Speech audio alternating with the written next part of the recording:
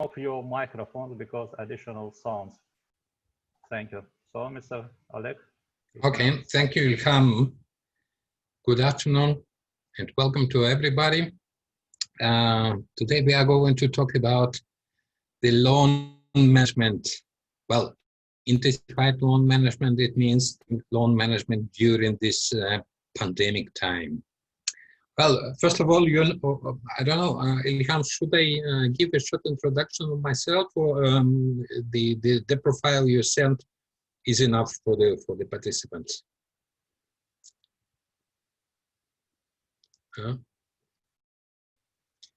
Well, anyway, I just give a short introduction to in the banking. I started in 1994 as a loan officer and worked for 12 years for one consulting company. After 12 years, I started to work as an independent consultant and worked in almost all over the world, from Argentina to China, including Azerbaijan, where I spent around half a year with Bank Respublika, to implement the arrears management. So I also traveled from Zaqatala to Astara, thus getting experience from the whole Azerbaijan. I'm saying that in order to show that I have enough experience in order to provide this webinar and trying to understand how to deal with the loans management during these difficult times, and what could be the consequence, or what should be the consequences after this pandemic time. So you all know the current situation, which is now improving. But when I first gave this webinar, the situation was completely unclear. The businesses were still closed, most of the businesses. Then the mass events were canceled completely, like concerts or football matches. And then there was a strict restriction of the movement as around in the country as well as abroad. It means that almost in all countries the borders were closed. That of course caused a lot of difficulties to the businesses. No? The consequences of this lockdown was completely drastic for the businesses. Like I don't know, if the business is closed, then it means that micro and small medium enterprises were not able to repay their obligations to the banks, having no turnover. It also meant for the consumer lending, it caused also a lot of difficulties, because a lot of people lost their jobs and were not able not only to repay the loan, but were struggling to provide to get money for food. The worst thing is it is not clear. Okay, for the moment it's probably clear that it's improving, but still the people are now talking about the second wave of pandemic, and then again this is of course uncertain what will happen the next months to come. Therefore, there is the question how the financial institutions should deal with the situation. What should be the practice in dealing with clients? Well, in most countries, the governments gave the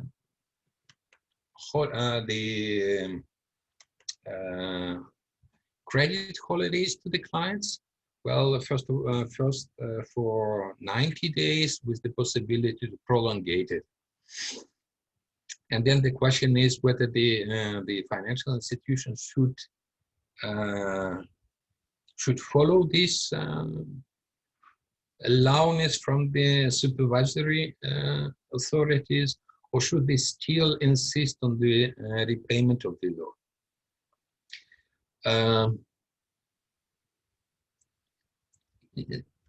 In some countries, let's say in Germany, the government tried to support this the businesses in order to keep the jobs.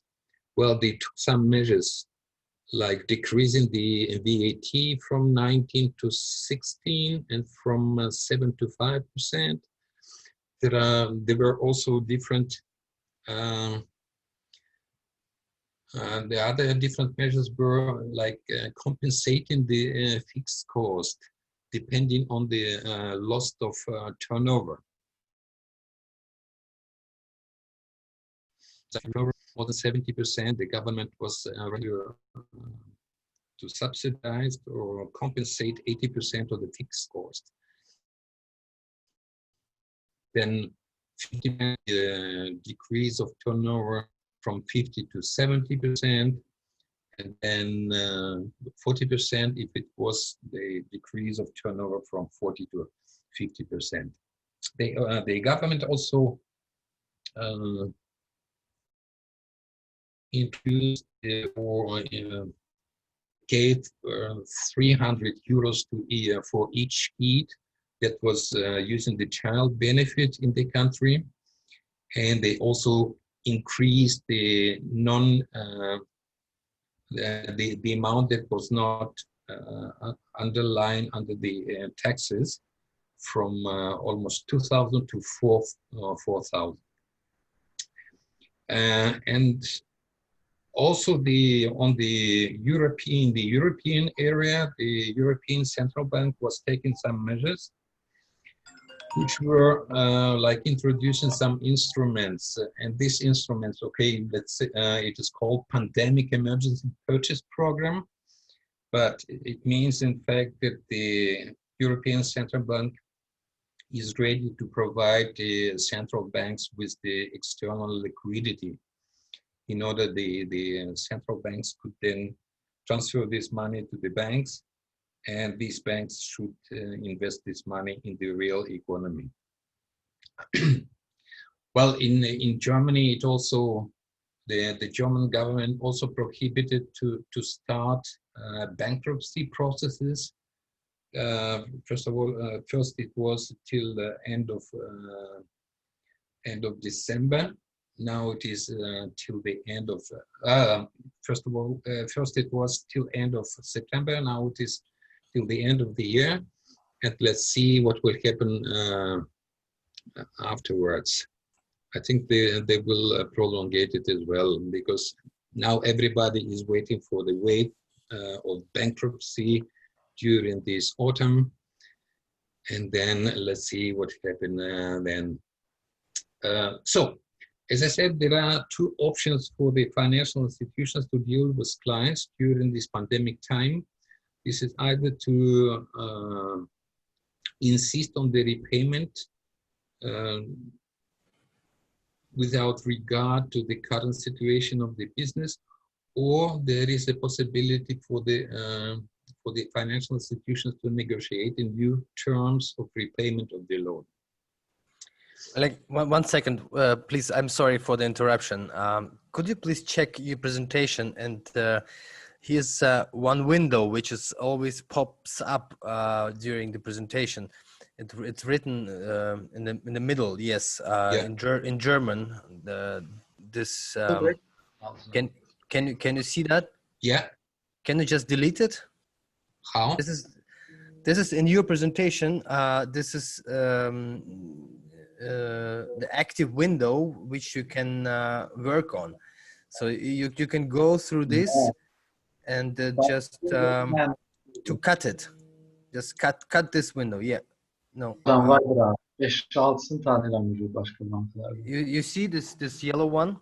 Yes, I see it, but it also disturbs me. This is in the presentation. In the presentation. Yes, I see it. Bitte entfernen Sie diese Fenster von der freigegebenen. I just don't know how to delete it.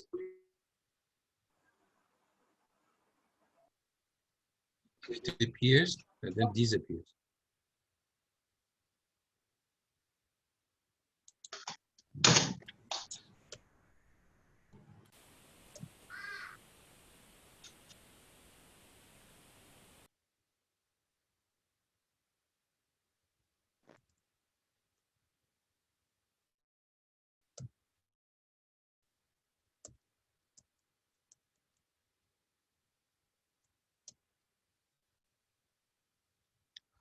Okay, let's see what that is again.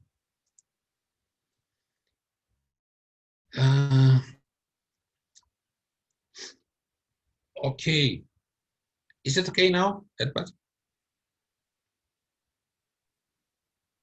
Yeah, it seems okay now. Yes, it's okay. Yeah, looks like.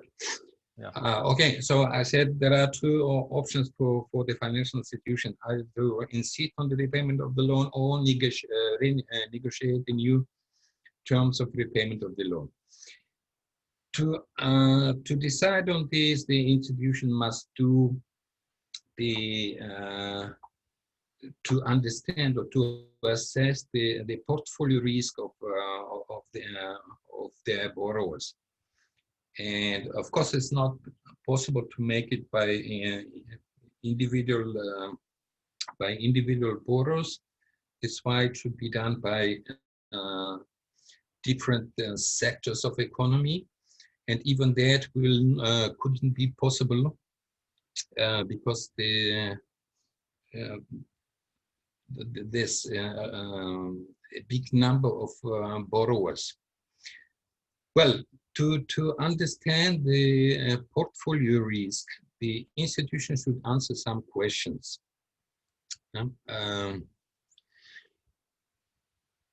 The question is, are the businesses going to survive, or are there perspectives to recover from their standstill?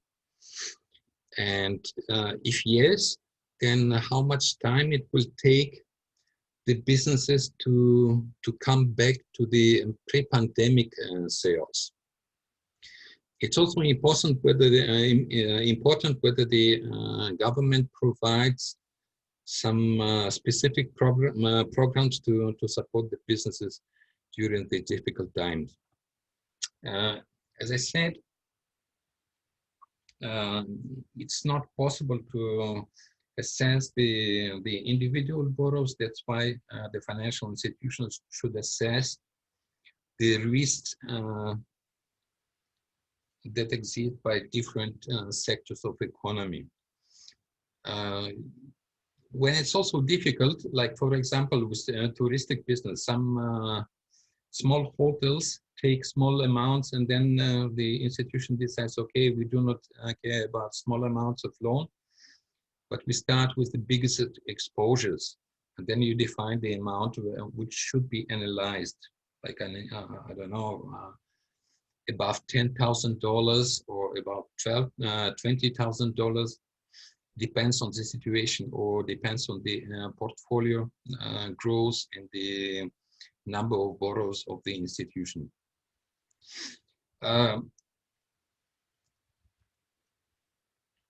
It should be also defined what should we do, or when the institution defines that this sector is rather exposed to the risk not to survive the crisis, then they have to define what could be the losses for these businesses in regard to the pessimistic scenario. Well, of course, considering the how much collateral you have for these loans. That's why when the potential losses are defined, the institution might see the situation where additional equity should be injected into the institution because of these losses. And it means that the management who is dealing with these, like the credit department and risk department, they should inform the shareholders about potential losses and about the need of the equity that should be increased.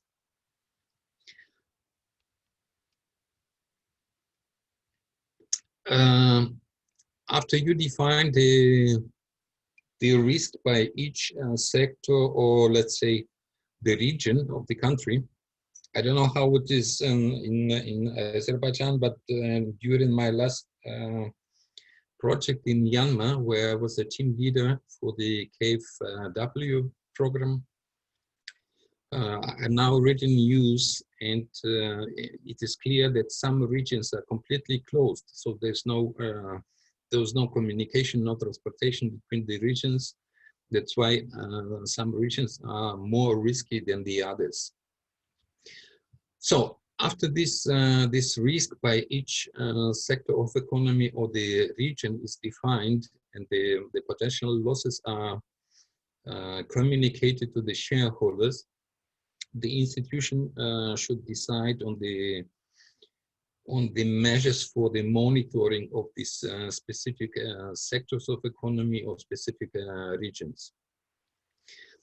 Why it should be done? This intensified loan monitoring during this time has two advantages. First of all, it provides the institution with the understanding of the risks that exist for each sector and about the losses which exist for each sector or region, and allows institution to find or to design tools for mitigation of these risks, also including the creation of additional loan loss provisions. On the other hand, the second reason for this intensive loan monitoring is to provide the clients with consulting services. It doesn't mean that the institution should intervene in the daily conduct of the business, but it means that the institution could provide the clients with assessment of risks that exist for the current situation, or the risks that are related with the future investment of the client. So it means that the borrowers could profit from the consultancy of the institution in order to avoid further losses.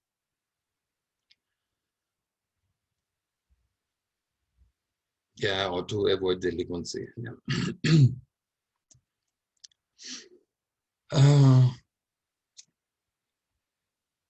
Well, this intensified loan monitoring also means that if the business is completely suspended, there are of course these cases like, I don't know how it works in Azerbaijan.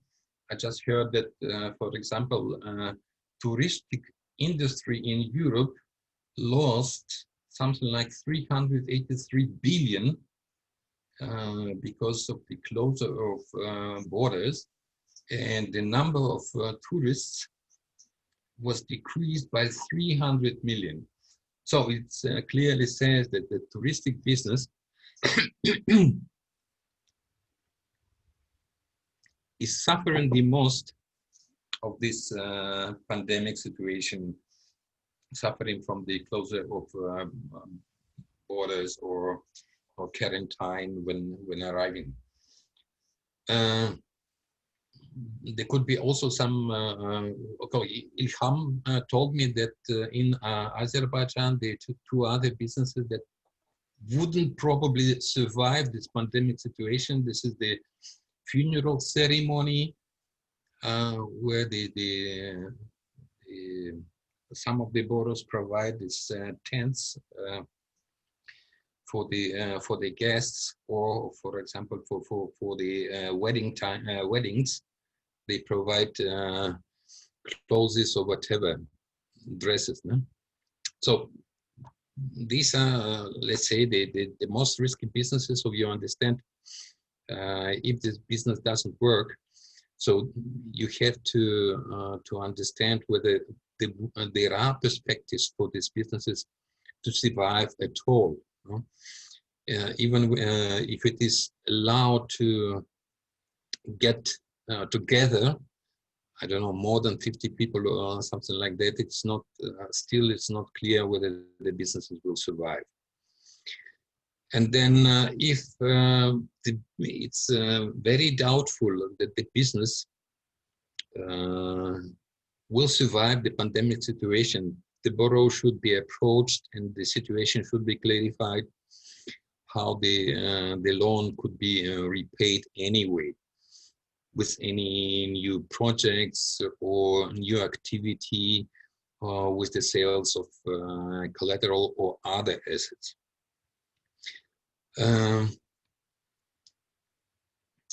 In any case, the institution should clearly understand the financial situation and should also take into account that even if the situation is such at the moment, well, I mean, not very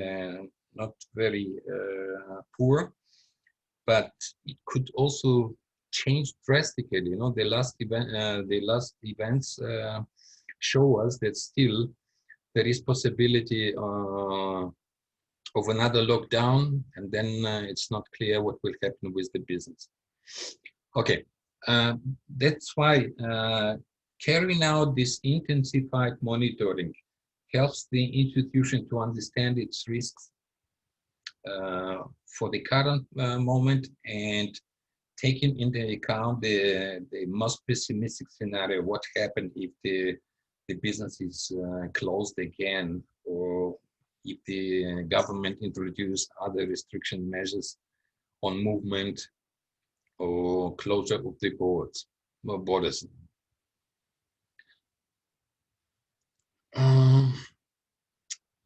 Well, still when doing this or carrying out this monitoring of the businesses, the institutions should clarify what is the market development in the current situation, what are the sales of the client, are the sales margin decreasing, or are there additional operational expenses, I don't know, for these hygienic measures, or is it more difficult for the business to operate because of the restriction of the government about the social distance or whatever.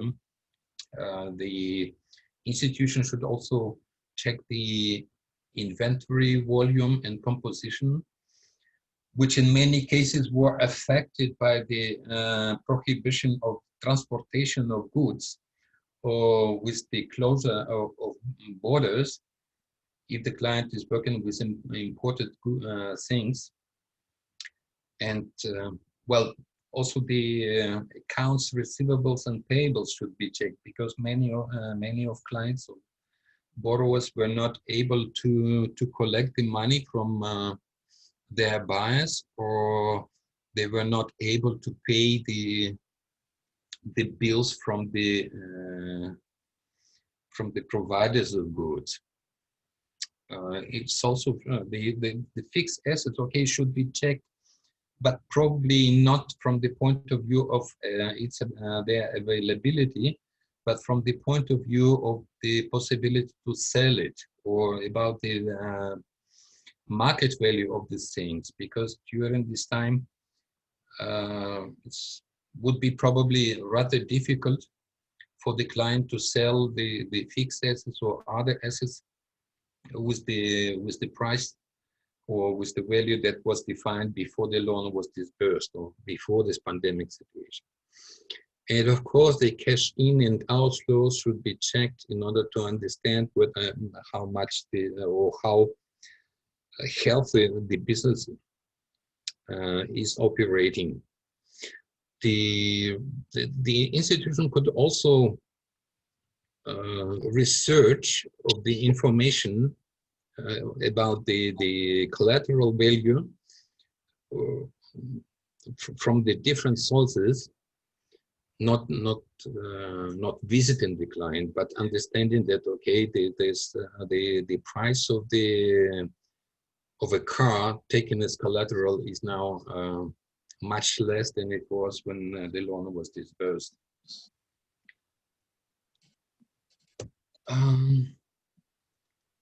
Well, another thing that could also help the borrowers to survive during this time, and also help the institution to keep the clients, is possibility to organize some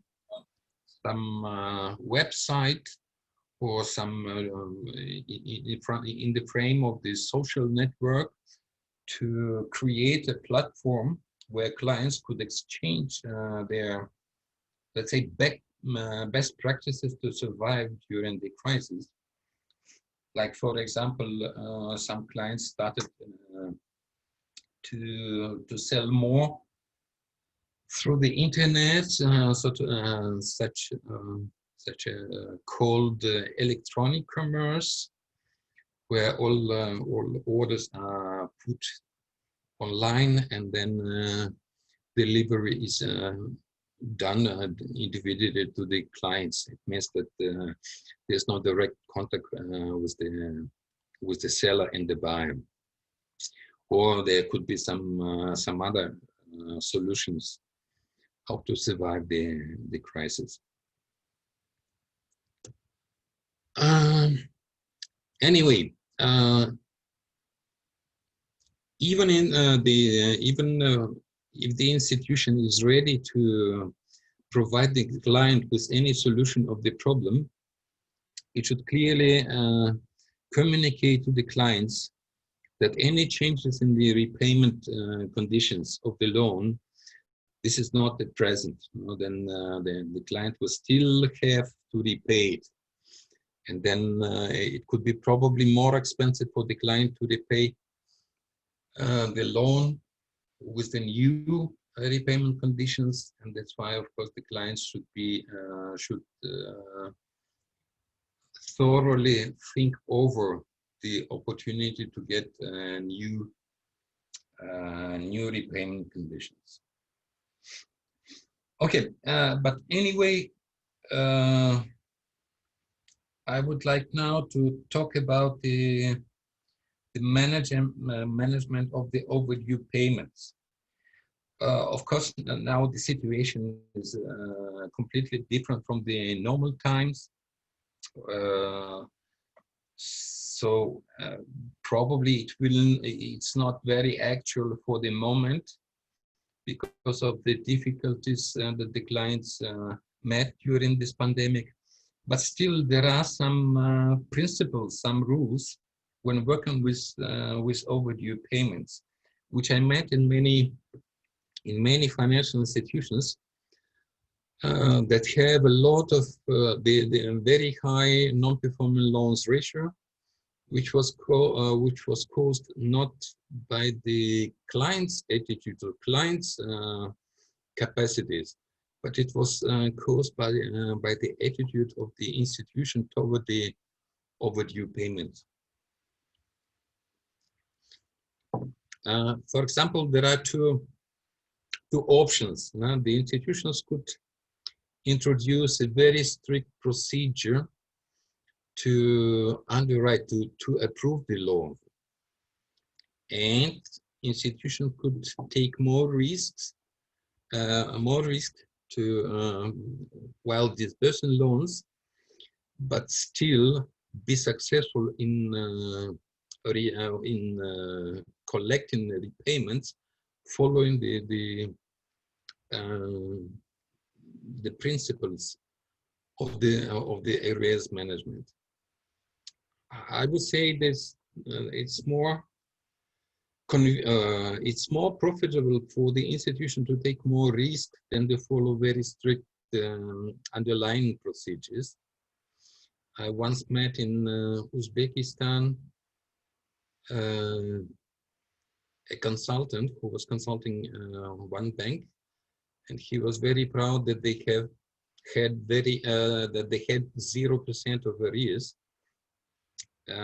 But in my view, 0% of arrears only means that the institution gets only 10% of the potential clients, and therefore the portfolio could be, I don't know, if you decide, okay, we can go up to down and do not take only AAA clients, but also work with the clients AAB or ABB. and then to increase our portfolio by 5 times, and therefore have probably 3% of clients in arrears, but still having much more profit for that. So this is the question of the risk management when the profit and the risk should be balanced.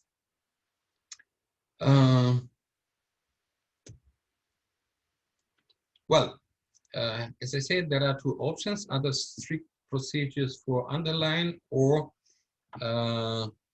correct arrears management, which allows the institution be successful in collecting payments, even from the clients that didn't look like AAA client. The main problem of the institution is that they do not consider 1 day overdue as a signal of alarm. I also met institutions where there was this, so to say, the tolerance period, but during the first 7 days, the institution didn't even ask the clients what was the reason for arrears. And that's why I'm saying that the 1 day of overdue payment is already an alarm signal for the institution that something is wrong with the client.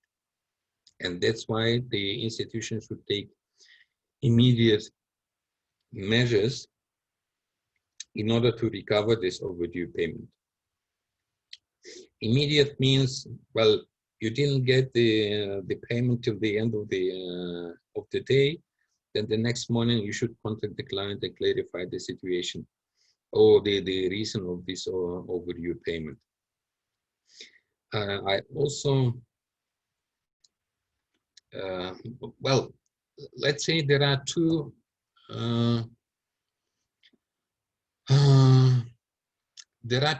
categories of clients in arrears, and well, probably now there's it's not a correct classification because of the government decisions, or because of the well, anyway, this is lockdown that caused not only the closure of the business but also caused the smaller turnover after the business is reopened. I don't know how it works in Azerbaijan. Here in Germany, I read every day that the enterprises, that the companies are closing because the turnover doesn't come back to the pre-pandemic time. So the businesses, even if reopened, they couldn't achieve the pre-pandemic sales. The clients, the buyers, changed their consumer philosophy, and they actually are not striving to buy fancy clothes or whatever, but they because of the uncertainty of the situation, because the not clear situation how long it's going to to be, and when the situation will come to the normal.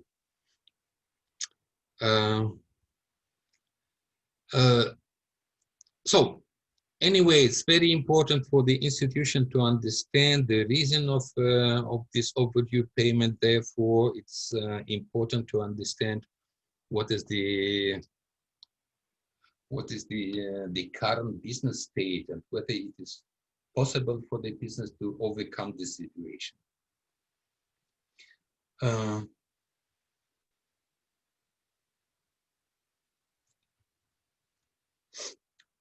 Like, for example, in Germany, this, as I said, it is prohibited to start the bankruptcy process now till the end of the year. It means the company, the firm, is still existing on the paper, but doesn't carry out any activity. I somewhere read, according to the information agency credit reform, that there are in Germany, there are now 550,000 these zombie companies. Means they still active on the paper, but in reality they practically do not carry out any business anymore. And this number is expected to grow up to 700 or even 800,000 till the end of the year. So the institutions should understand whether this is really the business is still working, or this is already a zombie company which exists only on the paper. And then, of course, the actions or the measures taken by the financial institutions should be different for each situation in this case. Coming back to the overdue payment, there are actually 4 usual reasons which are consisting of forgiveness of the client. Well, the client has forgotten to pay the installment. I would say this is a very rare situation. Well, of course, the clients pretend, the borrowers pretend to forget to do the payment, but if there is a system of reminding clients about the payment, I don't know,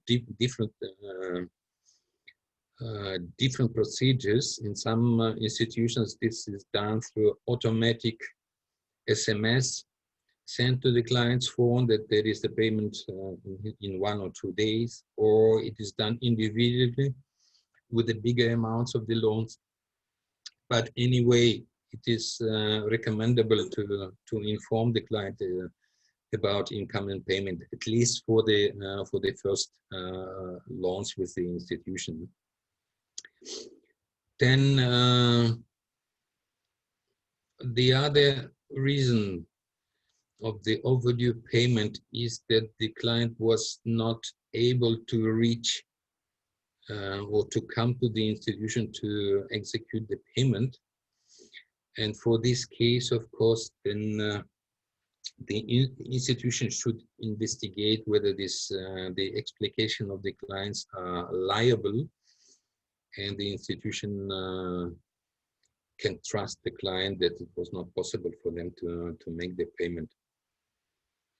The third reason is that the client doesn't have for the moment enough liquidity to do the payment. And the fourth reason is that the client says he's not satisfied with the services of the institution, and that's why the client is not going to do this payment. We are going to talk about all these reasons separately, and let's start with the forgiveness and what the institution should do with this situation. Of course, it should be done directly with the client, but I met many times that it is not possible to find the client. You just come and the client is not on the market on its place, or the client is not in the shop. The shop is run by another person who says, okay, the client sold the business and disappeared. And then, of course, the objective of the responsible loan officer is to find the client in order to understand what was the reason for client to disappear. I don't know. Of course, this is mostly for the micro clients. With the juridical persons who has the permanent address, that are registered with the state register and with all the shareholders, is probably not the question to find the client in order to communicate or in order to understand the situation in the of the business. Still, during this pandemic time, it still could be possible that you cannot find anyone, even with the bigger clients, because of the, I don't know, quarantine or self-isolation, where nobody is working from the office, everybody is working from home, and also you cannot find your contact person from the company, neither in the office nor at home. But anyway, to find the client, there's no standard procedures in any institution. There, the institution relies more on the creative approach of the loan officer. Well, I don't know, when I was a loan officer, we were chasing our clients from the early in the morning till the late in the night in order to just to communicate, because otherwise it was not possible to contact the client. Therefore, I always recommend that working with the micro clients, the loan officers collect as much information as possible. I don't know about what school the kids are visiting, where the parents of the client are living, what are the contact numbers of the spouses or whatever. Like when working with Bank Republika in Azerbaijan and visiting one branch, there was an interesting situation. The loan officer said he was not able to find the client. The client was not responding the mobile, and he was not at the business. So the loan officer was completely lost and didn't even try to find other ways to contact the client. And when I asked him, did he call the wife or the spouse of the client? He said, well, we don't have this her mobile number because it is in Azerbaijan. It is not polite to ask for the mobile phone of the spouse. And when I asked the credit file, on the first page there, that was something like, I don't know, the first information from the client, not even the loan application. There was all numbers of the mobiles from the client and from his spouse, from another relative there.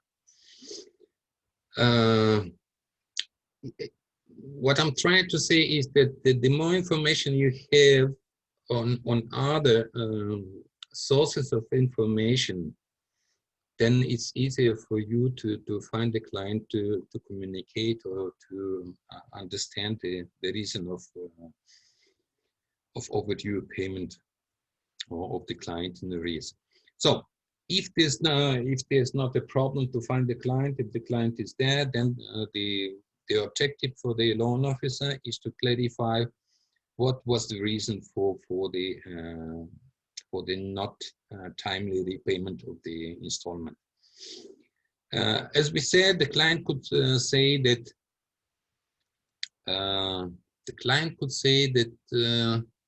they've forgotten to pay in spite of the reminder, and in this case, the loan officer should just underline that it's very important, both for the institution and for the client, to repay the loan timely, because, well, for the client it means a good credit history, and for the institution it means sufficient liquidity to disburse other loans. I don't know, with banks it's probably not the case, but I met the microfinance institutions that were working with the $100 left at the end of the day. It means that all installments that were received during the day were disbursed to the other borrowers. Imagine some 10% of the loans are not paid, then the institution was able to disburse loans.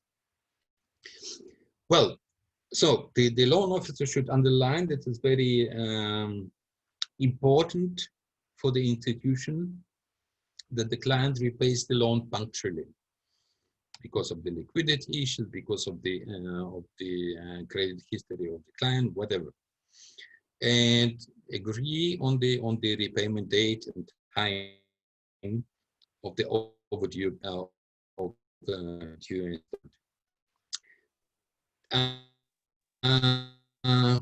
Then the second reason we said that the client was not able to the institution to do the payment. There could be different reasons. Now, some relatives fell ill and should be business, and the client has to repair it urgently. Or there could be, I don't know, the client was arrested again by any reason. So all this should be thoroughly checked by the loan officer whether they are liable or not. Should be understood, and again, new date and time of repayment should be agreed with the client. The third reason we say doesn't have money or doesn't have liquid means to repay the installment in full. There are different reasons for that, and if it happens and the loan officer understands that that is the lack of liquidity for the in the business, then it is recommended that the loan officer does a close monitoring of the business. What is happening in the business? As I said, I met a lot of institutions that do not care about that. They say, oh, the client says, okay, I will pay in 3 days because I was not able to collect my receivables. And then the loan officer is satisfied with the answer, doesn't care about it, and is waiting for 3 days or 5 days or whatever. Not doing the money, and it's completely wrong. It sends a strong signal to the client that the institution is not actually caring about punctual repayment. That's why the next installment, there could be problems with the repayment of the next installment as well, which of course will take the time of the loan officer to monitor this loan again. And this is the main mistake the loan officers do. They do not decide resolve problem from due payment, and then they have this loan immediately in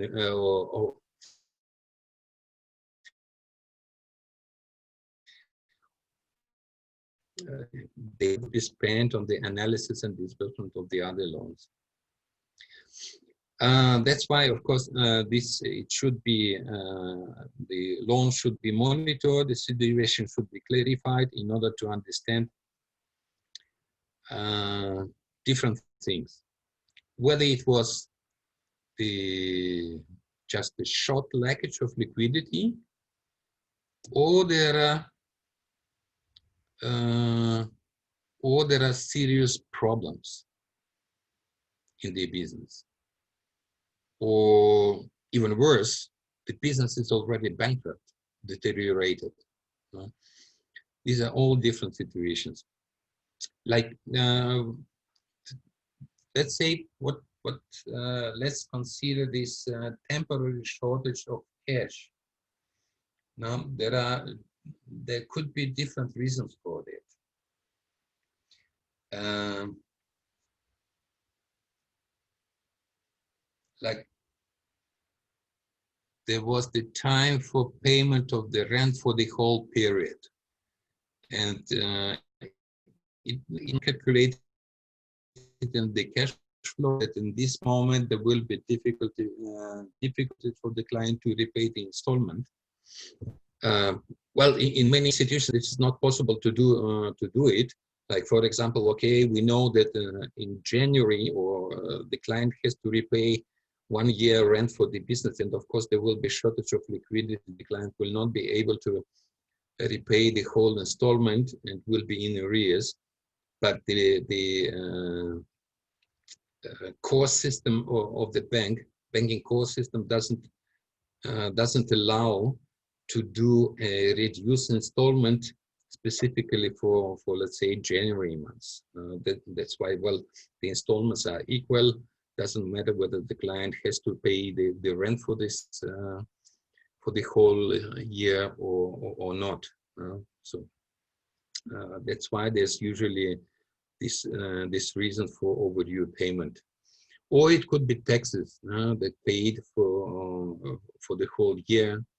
Again, it is not included in the cash flow, and of course the client is not able to repay the whole installment. Or it could be like the client was punished by the tax authority. There's a sudden penalty that should be paid. So, or I don't know, the custom has arrested client's goods on the border, so the client was not able to sell the goods and to get money for repayment of the installment. There could be also theft. There could be also, I don't know, urgent renovation or repair of the thing in the office, or sometimes also at home. And the most often reason that I met is that the client was not able to collect the receivables in due time. Well, there could be also different expenses in the family that cause this liquidity shortage. And there, well, different things, no? School fees, urgent necessary investment at home. As I said, could be also repair of sewage or whatever tubes, the water pipe, whatever. There is a special attention, like for example, by the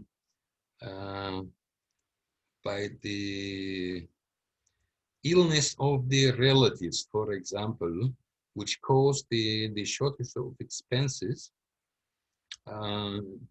Special attention should be paid, which loan officers do not usually do.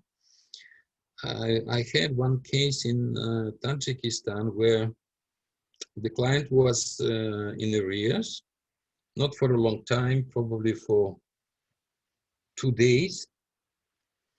And when I asked the loan officer what was the reason, he said, well, this is a good client. He paid already 3 loans. I do not care. I'm not worried.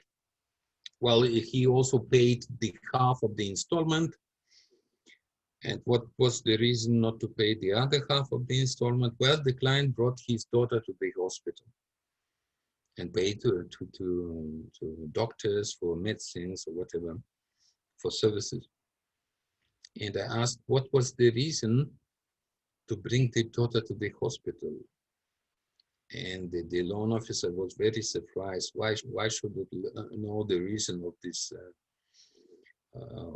visit to the hospital? But in fact, there's of course different situations. If you have a relative with the broken arm, or if you have a relative with the cancer. With the broken arm, this is clear. You paid once for the, I don't know, capes, medicines, services, whatever, and then there's no additional cost or additional expenses in this case. And there's completely different situation when you bring the relative to the hospital because of the cancer. It means there will be more and more expenses to support the relative in the hospital, especially for the medicines and for the services. That's why it's important to understand the reason for that. Well, so there are this temporary shortage of liquidity, and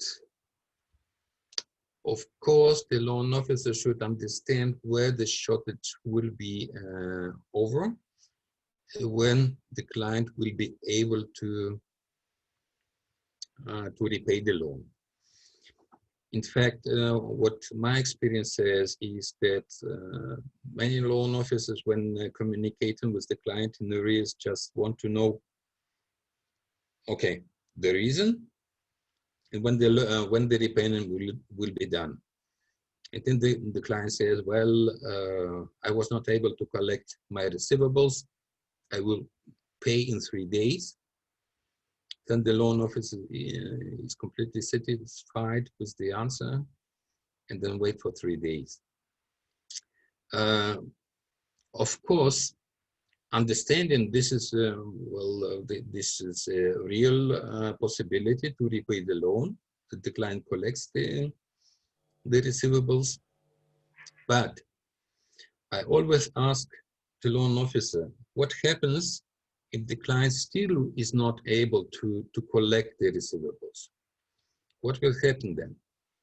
Like the client gives you a promise to pay in 3 days, is not able to collect the receivables, is not able to repay. And you already communicate this situation to the to your supervisor, I don't know, senior loan officer, credit manager, and you said, okay, the client is going to pay in 3 days because he was not able to collect receivables. And everybody is satisfied with the answer. Everybody is waiting for 3 days. I always ask, and I always recommend the loan officer to ask the question, what will happen if you are not able to collect these receivables within 3 days? What will be the alternative of the payment? And the problem is that if you don't ask the client about this alternative, then the client is not thinking about that. They believe they will be able to collect, or that their buyers will repay the receivables, and they don't look for other opportunities for repayment, which caused mostly the reason for the longer overdue time.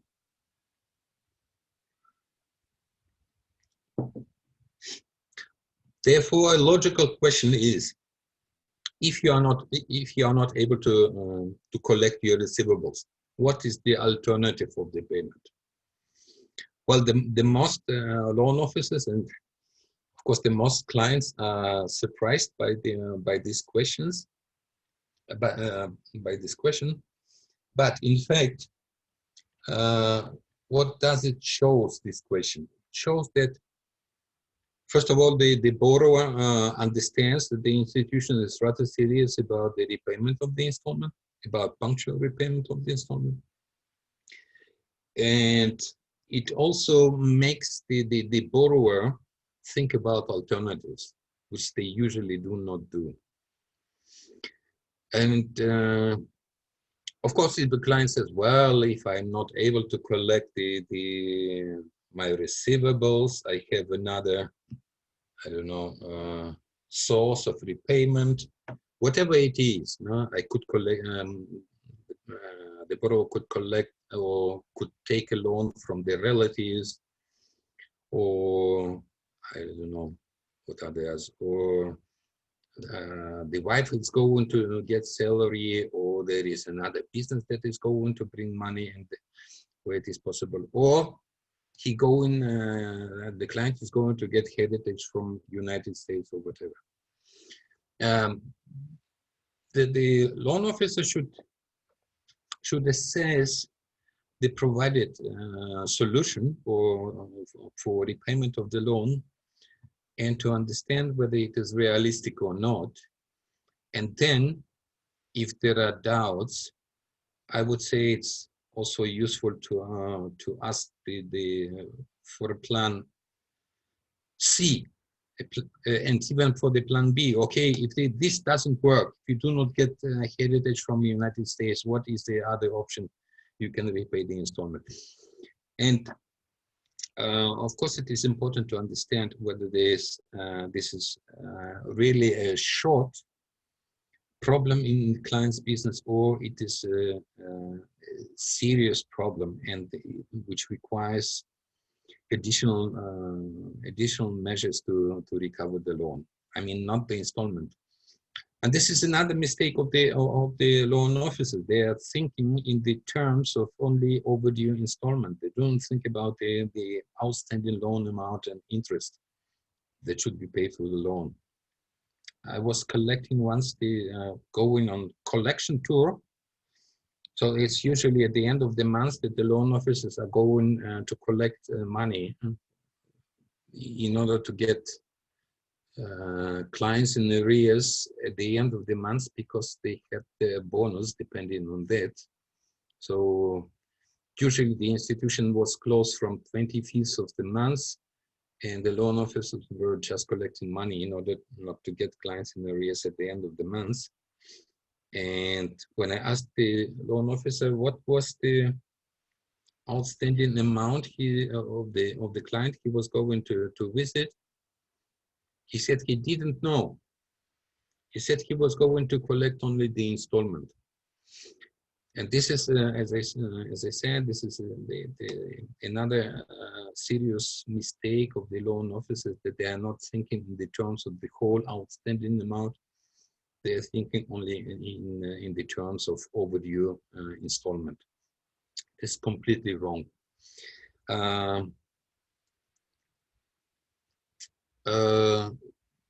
Well, the other thing. So we talked about the temporary shortage of the liquidity. Let's talk about the about the serious problems in the business. They could be from different nature. It could be from the reasons of the market, or it could be on the reasons of the bad decisions of the borrower. What it means on the market situations, like I met in many cases, like small shops or these food shops suffered a decreased turnover when a huge supermarket is opened in the nearby. That was the main reason for arrears, for overdue payments for these small food shops, because of course they were losing the big number of their permanent customers. Or it could be also another reason from the market perspective, could be the loss of the main buyer.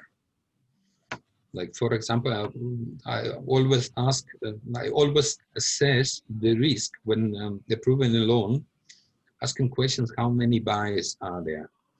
And if I hear there's only one or two buyers, then for me it sounds very risky.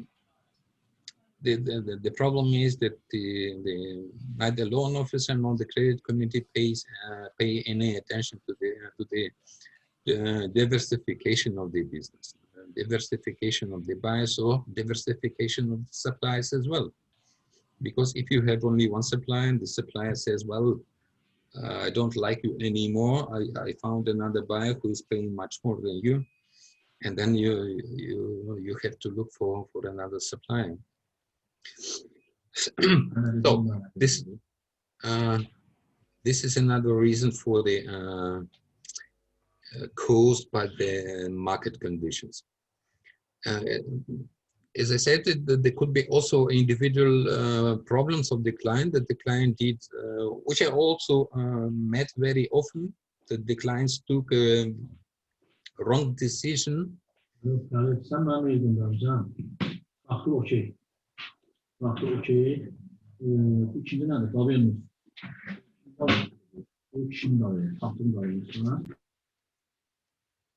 Sorry. Should I continue? Okay. As I said, the problems caused in the business from the management, or from the owners of the business, which I also met very often, that the client, without consulting with the bank, makes some investment on its own, on his or her own, which is completely unprofitable. And then, of course, this is like the frozen money that the borrower invested in some project that he thought would be rather profitable, but it didn't work. And then the client is suffering the shortage of liquidity. In this case, this of course, this is a considerable problem. No? The client will have difficulties.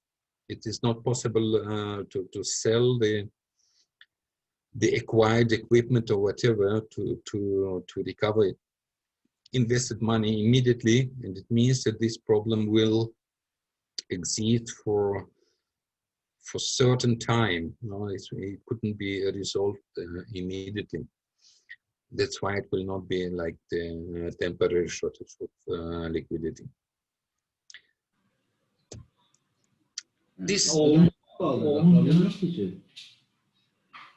Yani belirinde ödeme banktan mı ödüyor, ödeme. Okay, all these factors affect the business in different ways. It could be like the decrease in turnover. It could be higher price for the raw material. Could be lower sales price. Could be increase in expenses. Like let's say mostly for the marketing. Like in order to increase the sales because of the market situation or because of the individual decision of the owner of the business, but still it will require additional expenses for the marketing, and it also results in the assets that do not generate profit. So this is like a frozen money in some equipment that doesn't bring any liquidity to the client.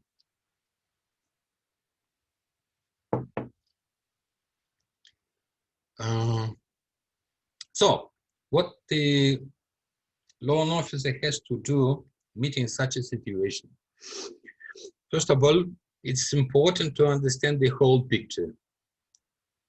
Not only to get this overdue installment, but to understand the whole problem, how serious it is, how long it's going to be there, or when the client will be able to recover from the current situation. And then it's important to also to understand whether it is at all possible for the client to repay the whole loan. No, we are not talking about the installment, because even if there is only one installment overdue, and there is a serious problem of the client, like let's say the small food store suffering the decrease in the sales because of the big supermarket in the nearby, but the client is good, is reliable, with a good credit history, and the client tries to repay the existing installment, but killing his working capital, because he's paying the installment from the working capital, in this way, killing the business. And if the loan officer doesn't suggest adequate measures to reduce the risk of loan repayment, then one day it could find a situation when he comes to the food store and sees the empty shelves there. So there's no inventory, and thus the business is dead. It means that the loan officer should understand the whole picture, what is happening there. And if it's still possible for the client, like, okay, the turnover is decreased 2 times, but still the client is able to repay certain amount of money,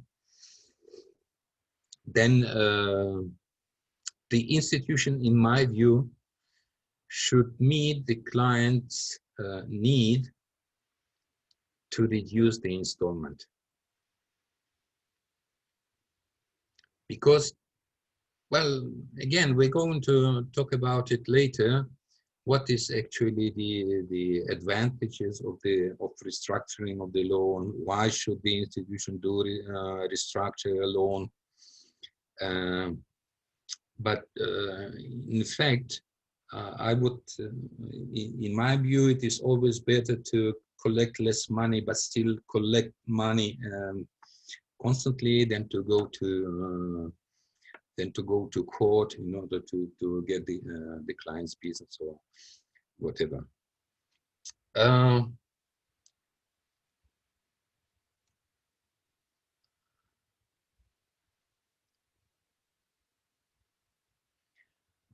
So,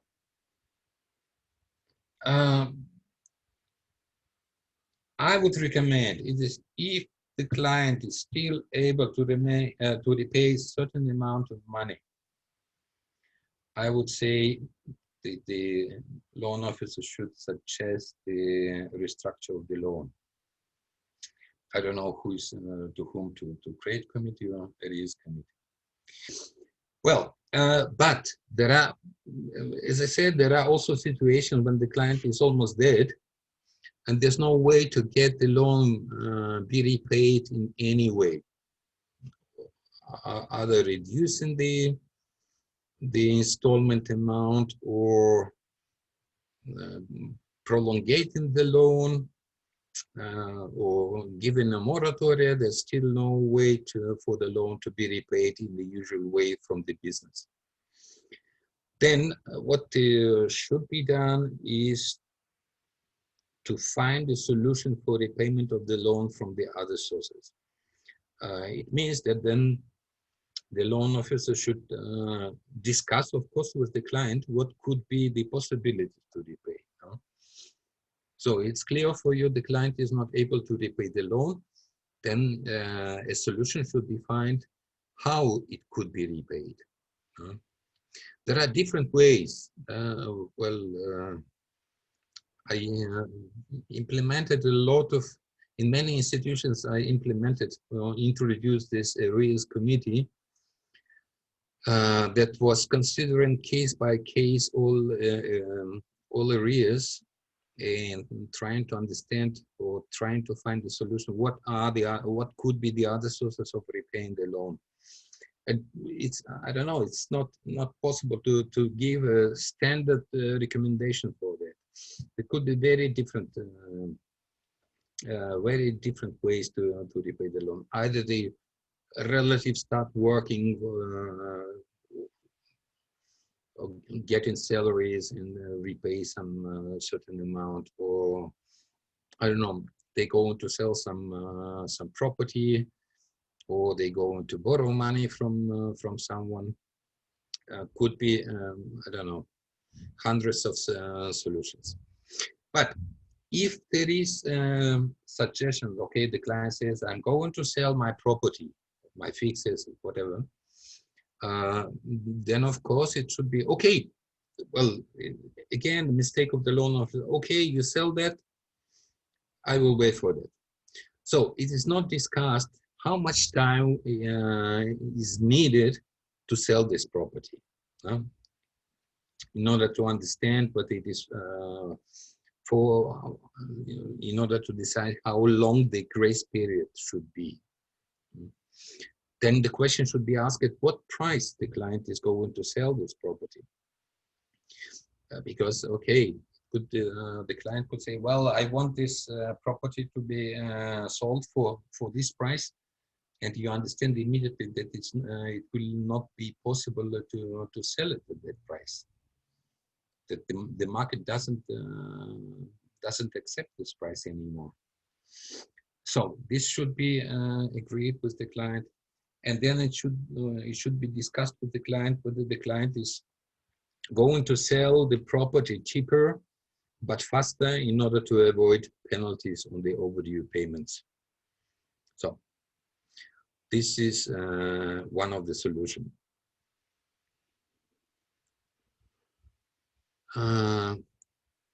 Okay, so that was for the shortage of money, shortage of liquidity, and then we are coming to the last option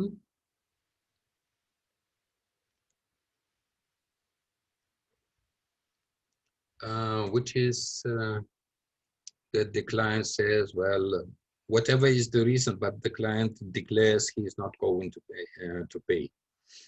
Well, I would say this is the most difficult situation. The client is not cooperating on repayment of the loan. In many cases, this means only just the legal procedures.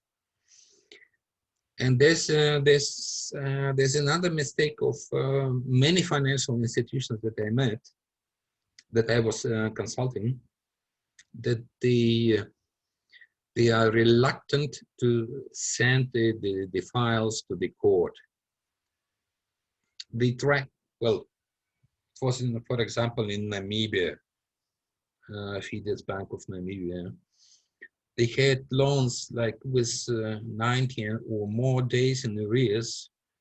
They were not able to communicate with the client, and they still didn't want to send credit files to the court. But I would say this is recommended. Even if the legislative system is slow, is not effective, and you know the process will take, I don't know, 2 years or more, still I recommend you just send it to the court, write it off, and then do not forget, or forget about this case till you get the decision of the court. This works like that. So there's no sense. No, the institution could spend a lot of money, like visiting the client, trying to convince the client to repay, trying to communicate with the client. But if the client said he's not going to pay, then for me, this practically there's practically only one decision: court, legal procedures, no other way. So you send it to the legal department or whatever, and then you forget about it till you get the decision of the court, when you can then again revive the case and try to help the court executors to collect the money. And for this case in Namibia, they still get, I was there something like 8 months or whatever. So after the first case was sent, after 6 months, we got the decision of the court, and it was printed in one newspaper. So every loan officer going to deal with the client in arrears, they were carrying out the copy of this article, saying, well, the microfinance client was sentenced by the court for confiscation of his or her property. And they were showing it, very proud, okay, and saying, well, if you do not cooperate, that will be your fate. So that's why I say, if the client says, I'm not going to repay, do not waste your time trying to convince the client to pay. You just waste your time and money.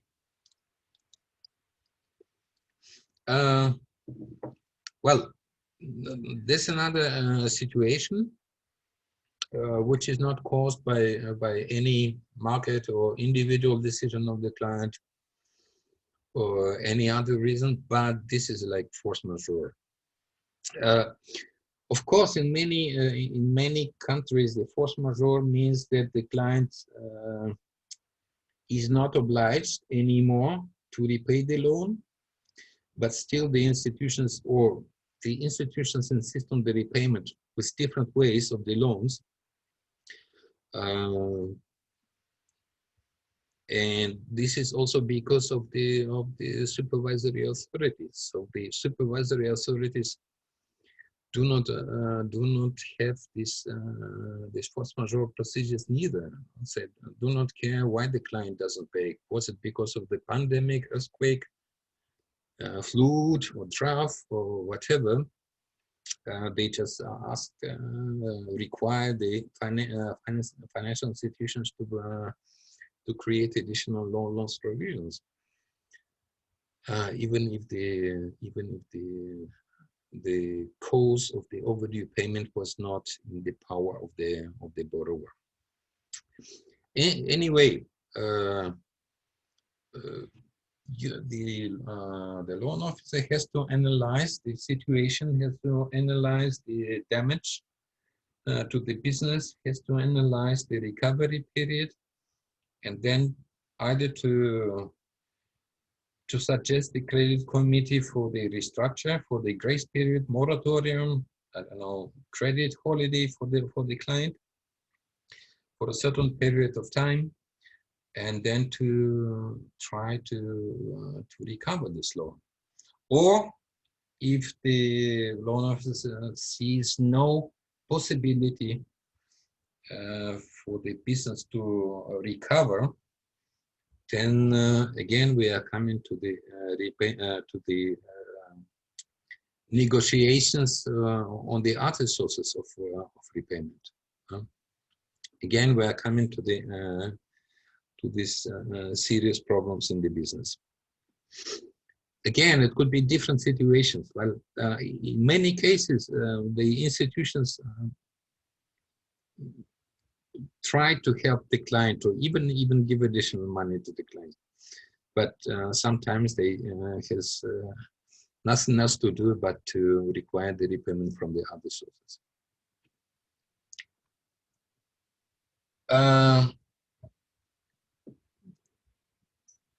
I just wanted that you understand that when working with arrears, this is not just routine. There should be a strategic approach to resolving this clients in arrears. And this strategic approach means you do not think in terms of installment, how to recover the installment. Because sometimes very easy, as I said, I was loan officer in 1994, and that was really a difficult time for the businesses, for the banks as well. And then at that time we were thinking in terms of installment, and in that time there were these collection units, tough guys go into the client and threatening the client or whatever, trying to get the installment. And I'm saying that strategic approach should provide you with the complex solution of the problem. You shouldn't look only at the installment that should be collected, because it doesn't help you. This is the main problem. The loan officer tried to get the installment without understanding the situation of the business. And the next month, they will have this client in the arrears again. This is like having a disease. You have a disease, and then you give some pills killing pain, and then the disease is away. This is like collecting an installment, but the disease is still there. So you didn't make a right diagnosis. You didn't prescribe right remedies for this disease. So it means you didn't resolve the whole problem. And well, for me, for example, the ideal management of arrears should include only one meeting with the client. You met with the client once, and you understand the reason of overdue payment, and then you do not come to this client again, because you already resolved the problem for the whole outstanding loan amount, not only for the installment. And it helps you to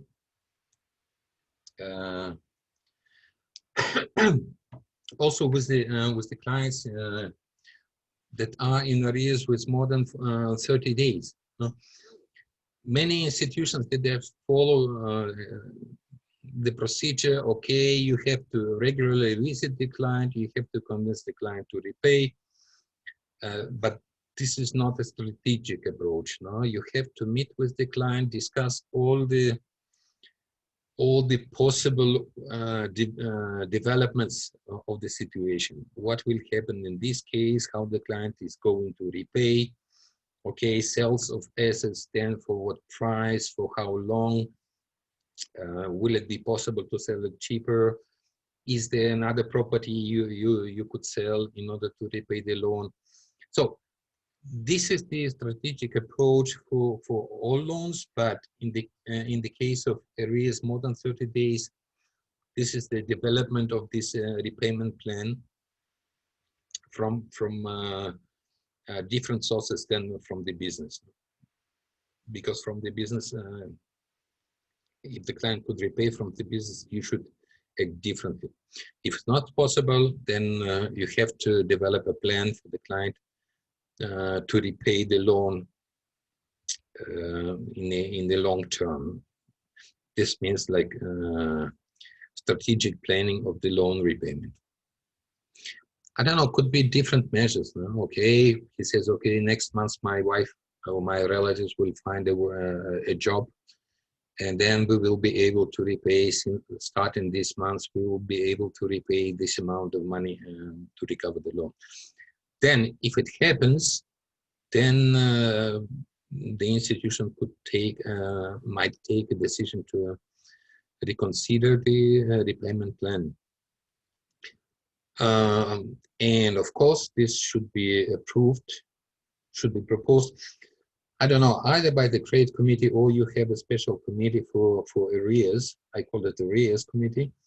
Then this is arrears committee that is taking care of this loans. Well,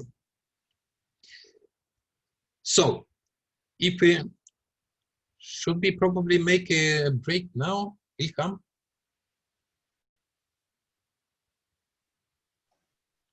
I think yes, we can. Are you hear me? Yeah. Okay, we can. I think it's. We can make how much? 15, 20 minutes? Yeah, let's make it 20 and start at 2. Okay, Yeah, let's because we go into start another topic, so I would prefer to go through that without breaking. Okay. In such case, I think we can make 20-minute break until 4 p.m. Yeah. So I hope to see all the participants at 4 p.m. Okay, let's tell also in Azeri. Gəlin 20 dəqiqəlik tənəffüs edək. Saat 4-də hamınızı görməyə ümid edirəm.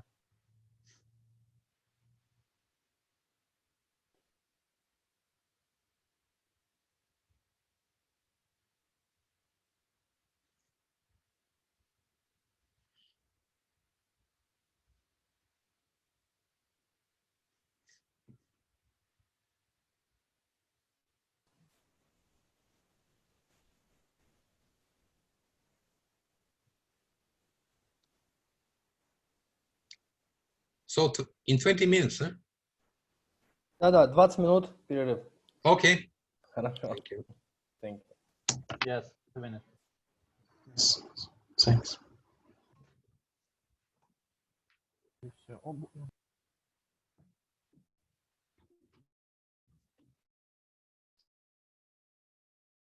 Videoda işləyəcəm mən.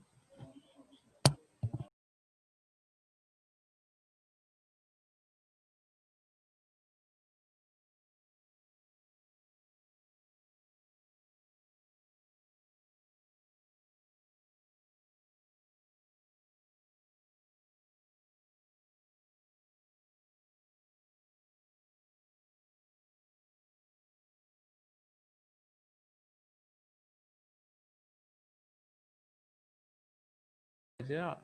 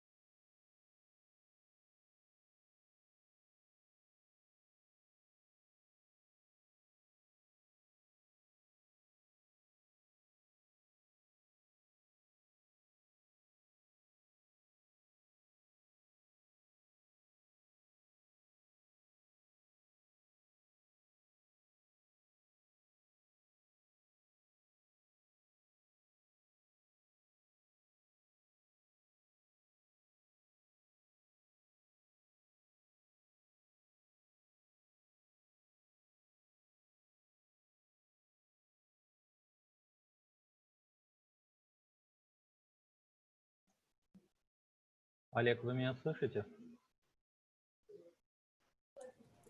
Да, Ильям. У вас вот периодически опять всплывает вот эта иконка поп-ап. Может быть, на PDF-версию перейдем, как бы, презентации? Думаете, не будет ее там? Не знаю. Скорее всего, это все-таки с PowerPoint связано. Это его, как бы, функция. Сейчас, секунду. Или вот вы вначале сделали как-то, перезагрузили или заново запустили? Нет, я просто ее сделал. Вышел из этого. И потом опять сделал. Так. Ну вот сейчас... Она уходит просто в другой там угол. Под картинками. Правый нижний.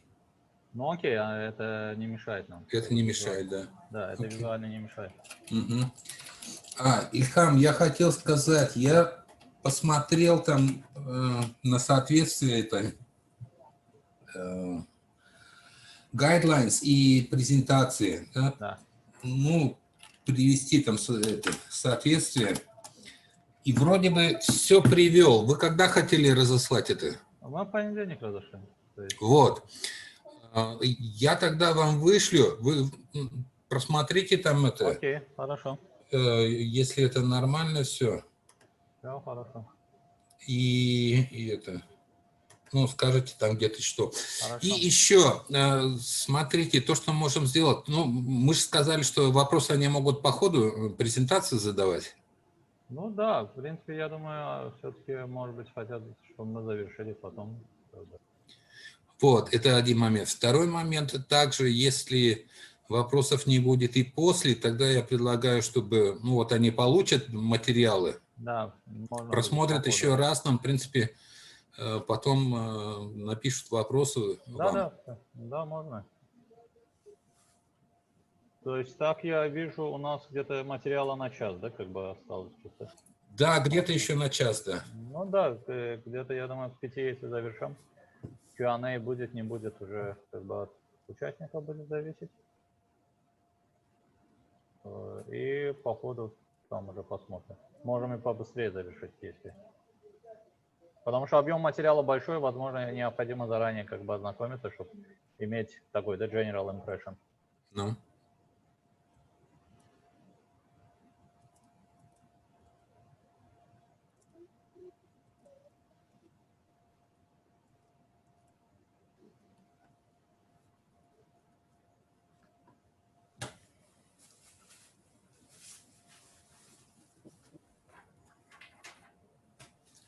Сейчас.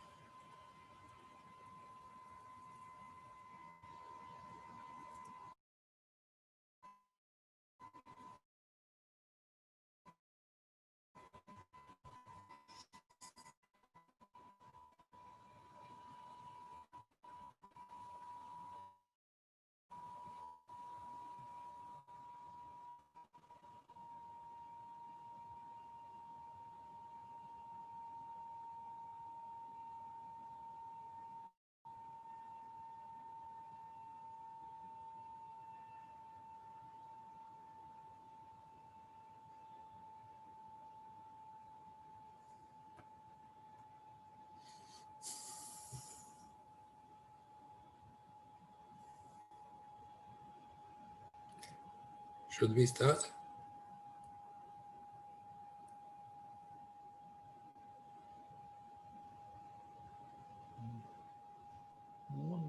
Yes, I think we can continue. Okay. Okay. So, as I said, that the institution. Uğurlamağı prinsipi. Personalnie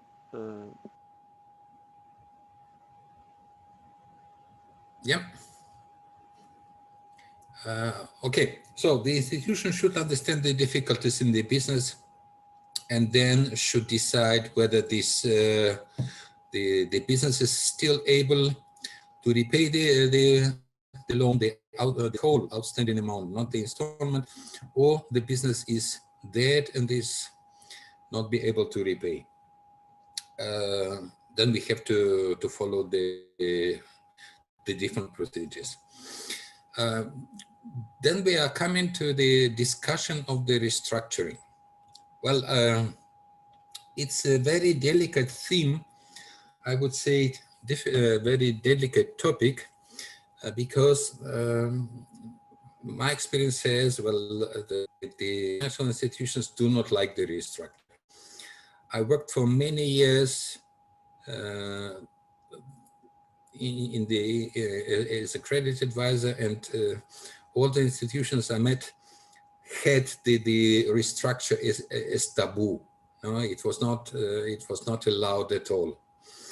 It is understandable because, well, this is always rather a problem for the management, because they have to decide themselves. So you cannot leave it for the branches. For the branches, if the branches has approval authority, you cannot leave it to the branches. So all the restructures are done in the head office. So it means that the management is involved in these decisions.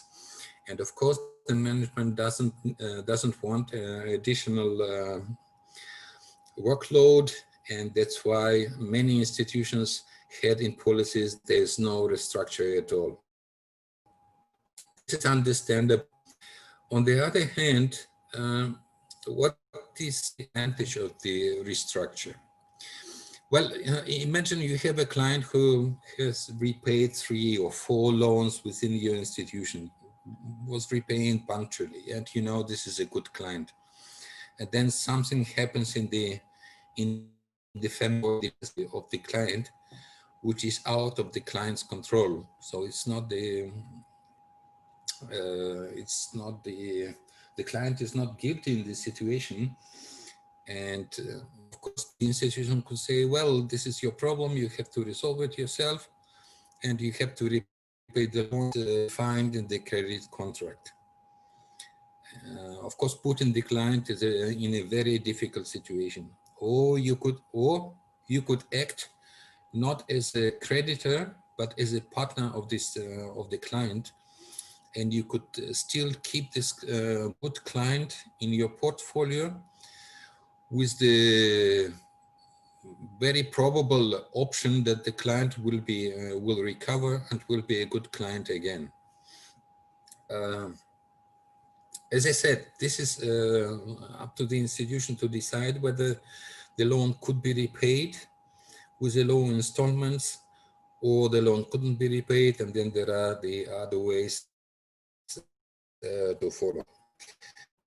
But there are some main reasons for the situation which leads to the need of the restructure of the loan. First of all, these are natural disasters that affect a specific sector or specific region or community, and limits the borrower's ability to conduct business. Like what we have now is, of course, this pandemic situation. In many countries, this is a flood, like my last working place in Myanmar. So this is the flood that causes the impossibility of for the clients to repay the loan. It could be fire, or it could be, I don't know, disease by the livestock, and then the farmers are not able to repay the loan. Different kinds of the natural disasters that lead to the impossibility for the clients to repay the loan. There could be also shocks on the market, mostly on financial market, which includes devaluation or let's see, evaluation of the national currency. You all probably remember this crisis of the 2014 with the decrease of the exchange rate. It happened everywhere. It happened in Russia. I was at that time in Tajikistan. Well, I also know in Azerbaijan was the same when the mana devaluated 2 times, almost 2 times. So, like I said, this is shocks on the financial markets. It could also long-term business standstill, which we experienced, all of us. It was also everywhere, like almost in every country. I got the information from Myanmar. I also know that it happened in Azerbaijan. It also happened in Tajikistan, Russia, whatever. Also in Germany, the same situation. Every day I read the news about the businesses being closed because of that lockdown, saying that the businesses are not able to from. So. Government restrictions causes this long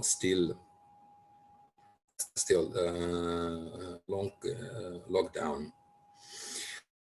It also be something that happens in the family of the borrower, illness, mostly illness or death of the relatives, which requires considerable expenses, and of course then as I said, it depends on what kind of illness it is, whether it is only one-time expenses or it will be long-term expenses or even increasing expenses in the business. Another reason could be difference of the borrower, but still the business could be repaid. Well, also met many times the situation. Then okay, you come to the business. There's a new saying that okay, the borrower sold the business to this new owner, but the owner is ready to take over the obligations of the client and is ready to repay the loan. It could also be some legislative changes. Well, sometimes this is prohibition of the export, prohibition of the import, or increased fees on the import-export, or it could be prohibition of the specific products which considerably affect the business of the client. Like when I was in Georgia, there was prohibition of import of flour from Turkey, and then a lot of these bakeries were suffering from that because the prices increased immensely, and then of course the operating cost also increased.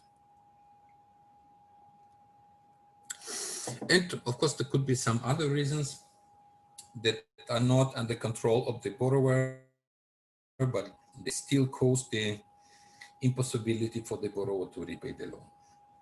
In this situation, I recommend the institution decides for good clients. No, we were now talking only about good clients, not for clients that were, for example, with this pandemic situation. This is also the supervisory authority that said that they allow the credit holiday only for the clients that were not in arrears till the end of the year 2019.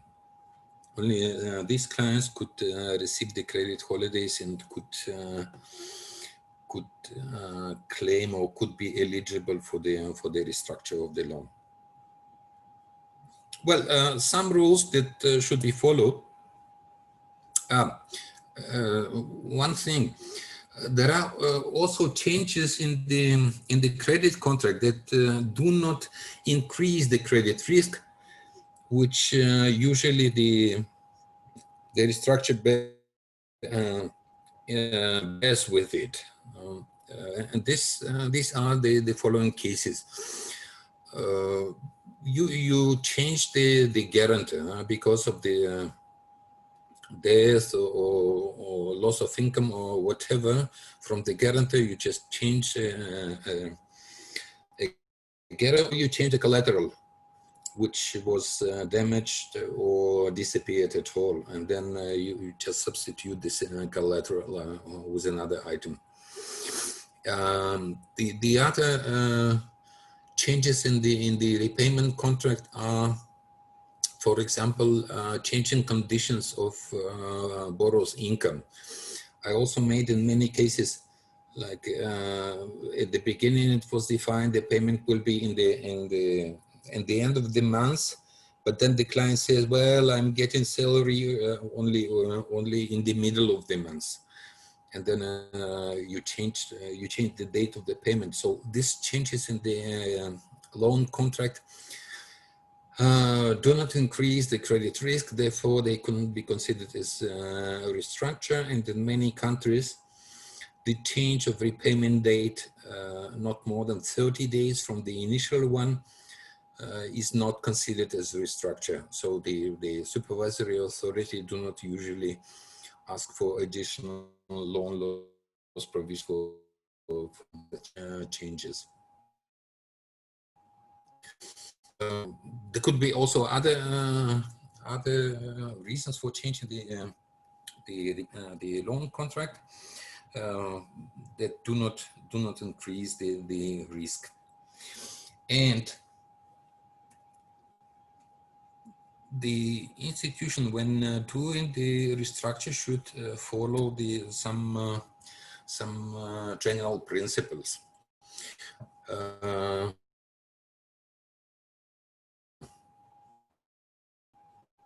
First of all, the restructure is usually done as a last tool for how to say it, for the improvement of the statistics, now for decrease the non-performing loans. In fact, the restructure should be done even when the loan is not yet in arrears at all. So when it should be such a communication between the institution and the borrower, that the borrower considers the institution not as a creditor but as a partner, and immediately when they feel they will not be able to do the repayment in full and in due time, they should communicate it to the institution in order to get the reduced installment or to get the loan prolonged. Well, that was exactly my private case, and as soon as I understood the borders are closed, and as a consultant, I will not be able to do the consultancy in the world without possibility to travel. It means there wouldn't be any contract for me, and consequently any income. I immediately contacted my bank and clarified the situation. And they immediately decreased the installment by 10 times. And this is what I call a good banking. So I'm using this bank for, I don't know, more than 5 years, repaid a couple of loans there, consumer loans. And then you see the good policy of the bank. Okay, we want to keep this guy. with us. That's why they decreased the installment by 10 times immediately. So I'm trying to say that the restructure should be done in the right time and in the right way. Right time, this is clear. So even before the loan is in arrears, and in the right way, it means it should be really be appropriate to the client income. Like, for example, I met many times, oh, restructure situation. Well, we made the restructure to this client once, and still the client doesn't pay. What was the changes in the repayment? Well, we decreased the installment by 10%. You understand that this is practically doesn't help the client to repay the loan if you do such a restructure. It means that you have to understand what are the real income or real cash in flow of the client, and then to do the restructure according to these inflows of money. Because otherwise it doesn't help. It doesn't help the client, it doesn't help the institution. The institution is disappointed in the restructure.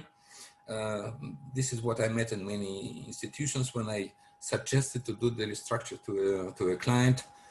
That was the argument of an institution. Okay, we did the restructure to this client. He still doesn't pay on time, always in arrears. That's why the first principle is that the restructure should be done in the right time and in the right way. The second one, second principle is that the financial situation of the borrower should allow the borrower to repay the loan, the whole outstanding loan. This again means that the business is not dead, the client is still alive, there are still sales, not so high as before the event that caused the client to pay the whole installment, but still the client is doing business. The business is probably not in the same volume as before the event. The third principle is that the client previously proved to be a good client with a good credit history. Of course, well, you wouldn't want to restructure a loan if you had run every installment after the client. Now, this is also met very often, that the client comes to ask, but before that, the loan officer was running every month for half a year, was running after the client trying to get the installment. Of course, it is recommended for the institution not to do the restructure, but try to get the whole outstanding amount. I recently experienced this situation in Myanmar, where they disbursed a loan to a cheater. No, so it was a clear fraud case. So we had to execute pressure for, I don't know, 3 or 4 installments, and then the client was able to somehow to get another loan from another bank, and then to recover the loan. So if you have to run after the client for installments, then I wouldn't recommend to do the restructure, because in almost 100% cases it doesn't help. Now, the client will still be behaving in the same way, will not be paid punctually. You will still have to go to the client trying to get the installment back, even if the installment is twice as less as before.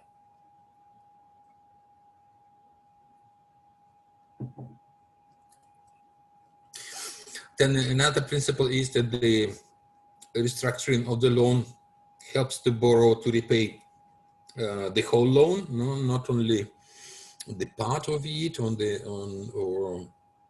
part of the loan or the part of the interest, but to repay the whole amount of outstanding outstanding loan and accumulated interest.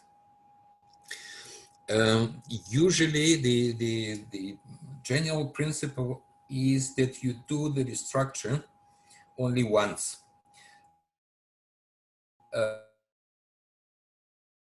As I said, the right way, but only once. Of course, there are some exceptions. Now you did the restructure basing on one situation, and then after some times there's another force majeure or whatever disaster happening in the business of the client. Then again, this is up to the institution to decide whether it is possible to do it, to restructure the loan another time. But usually it doesn't happen if there's no any unforeseen event or unforeseen disaster again. But this is life, then it could happen, and this is up to the institution whether to accept the situation and to restructure the loan another time, or to say, well, we are not able to do it again. Another principle sounds like, now I would like to talk about the criteria that, the criteria of the client, of the borrower that are eligible for restructure. First of all, as we already mentioned, it should be a good credit history with punctual repayments without any troubles caused by the borrower. And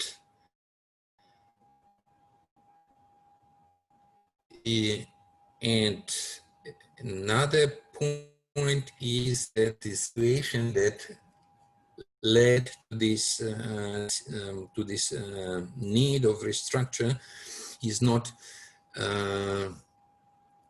related with the unwillingness to pay. No? So this is the client is a good borrower, wants to repay the loan, but is not able to repay.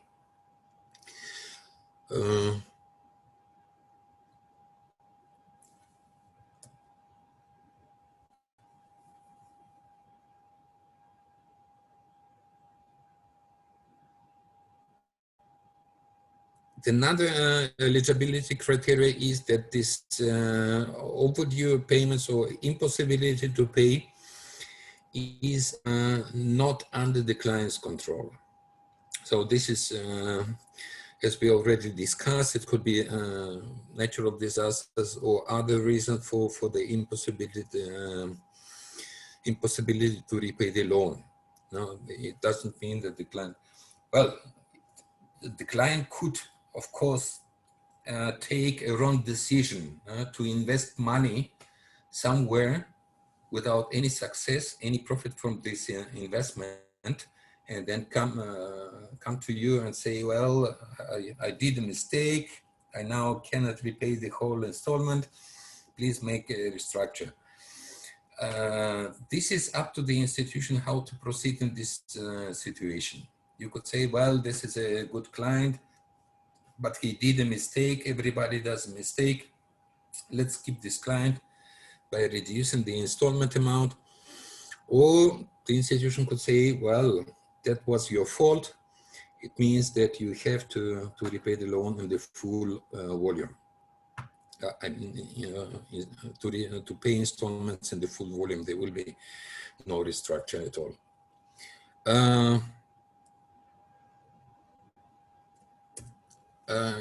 Another criteria is that the restructure will allow the client catch up with the repayment after some time.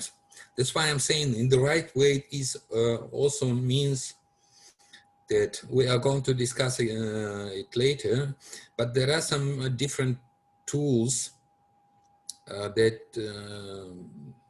could be used for restructure. Well, I mean the different schemes,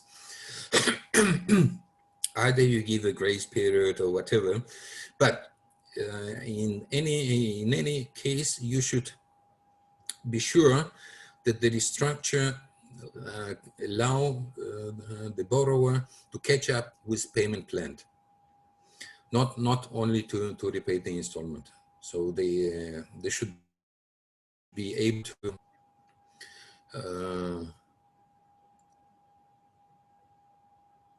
to repay the loan either from the current activity or from another activity.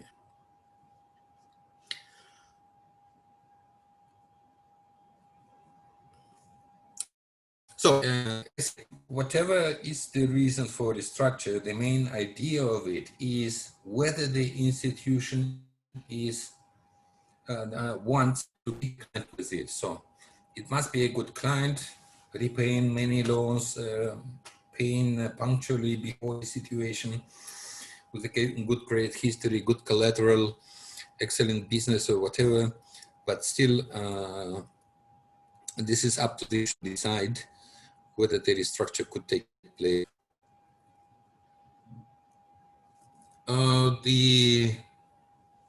The restructuring process is not actually much different from the lending process. So you do not usually take additional steps. It is done as the usual lending process is carried out.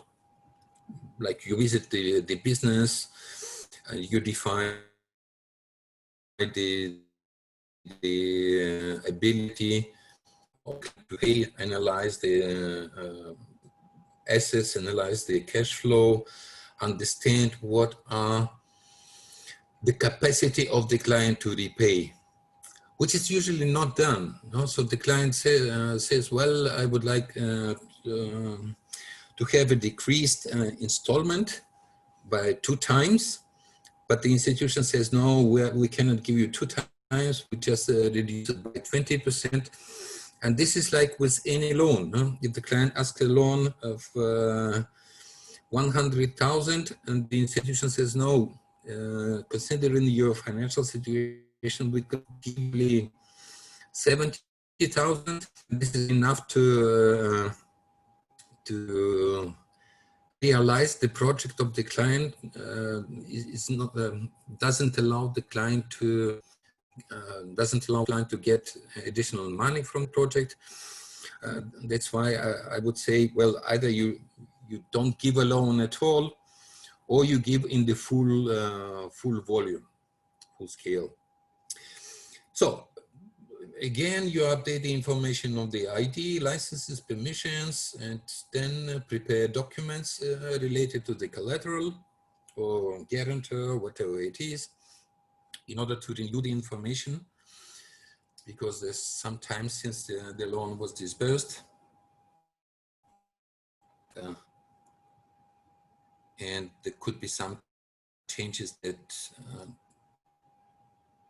could prevent the institution to do the restructure. For example, is expired, and the client is not able to do it because of some changes in the business that do not allow it. Then of course the restructure. After all the information about the financial situation of the client, about the collateral is collected, all the documents are checked, it is presented to the credit committee, and the credit committee is taking the decision whether to do it or not. And if it is approved, then the institution is following its usual procedures on the loans disbursement. So requirements for the restructuring.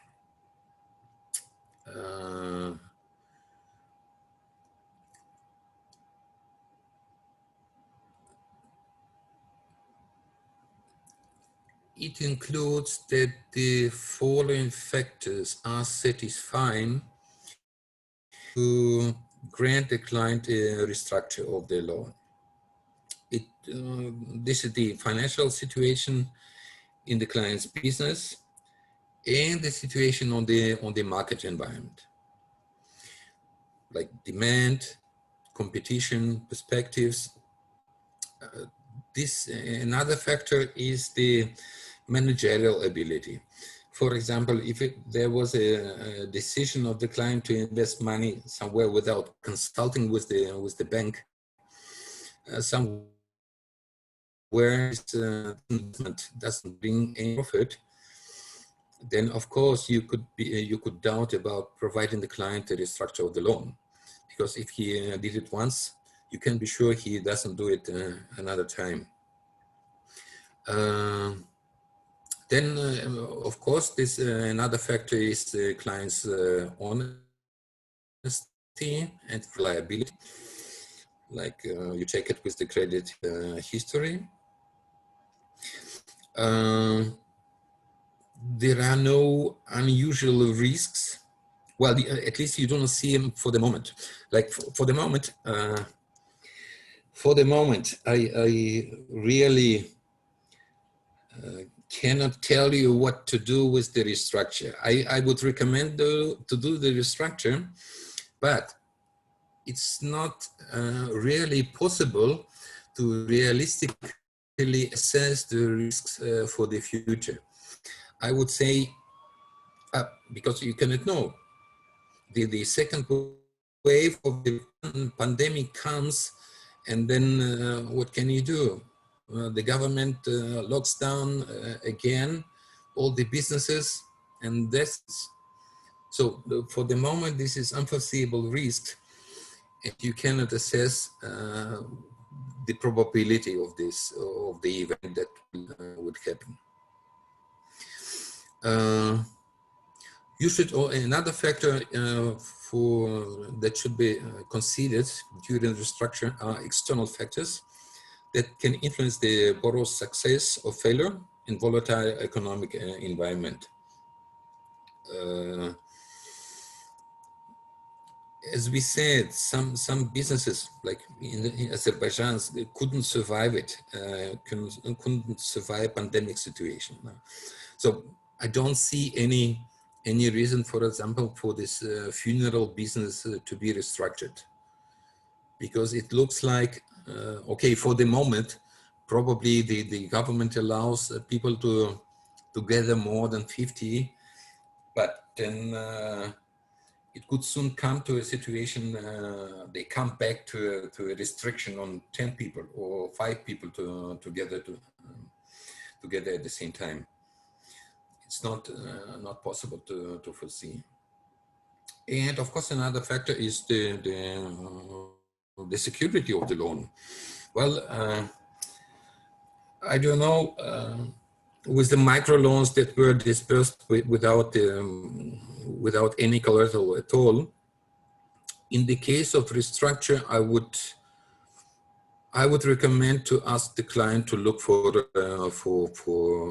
additional collateral or for collateral at all. Because, well, of course, the fact of restructure means that the loan is more risky. No? That's why usually the supervisory authorities require additional loan loss provisions for restructured loans. Because the client was not able to fulfill their obligations,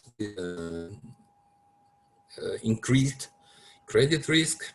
That's why there must be increased loan loss provisions.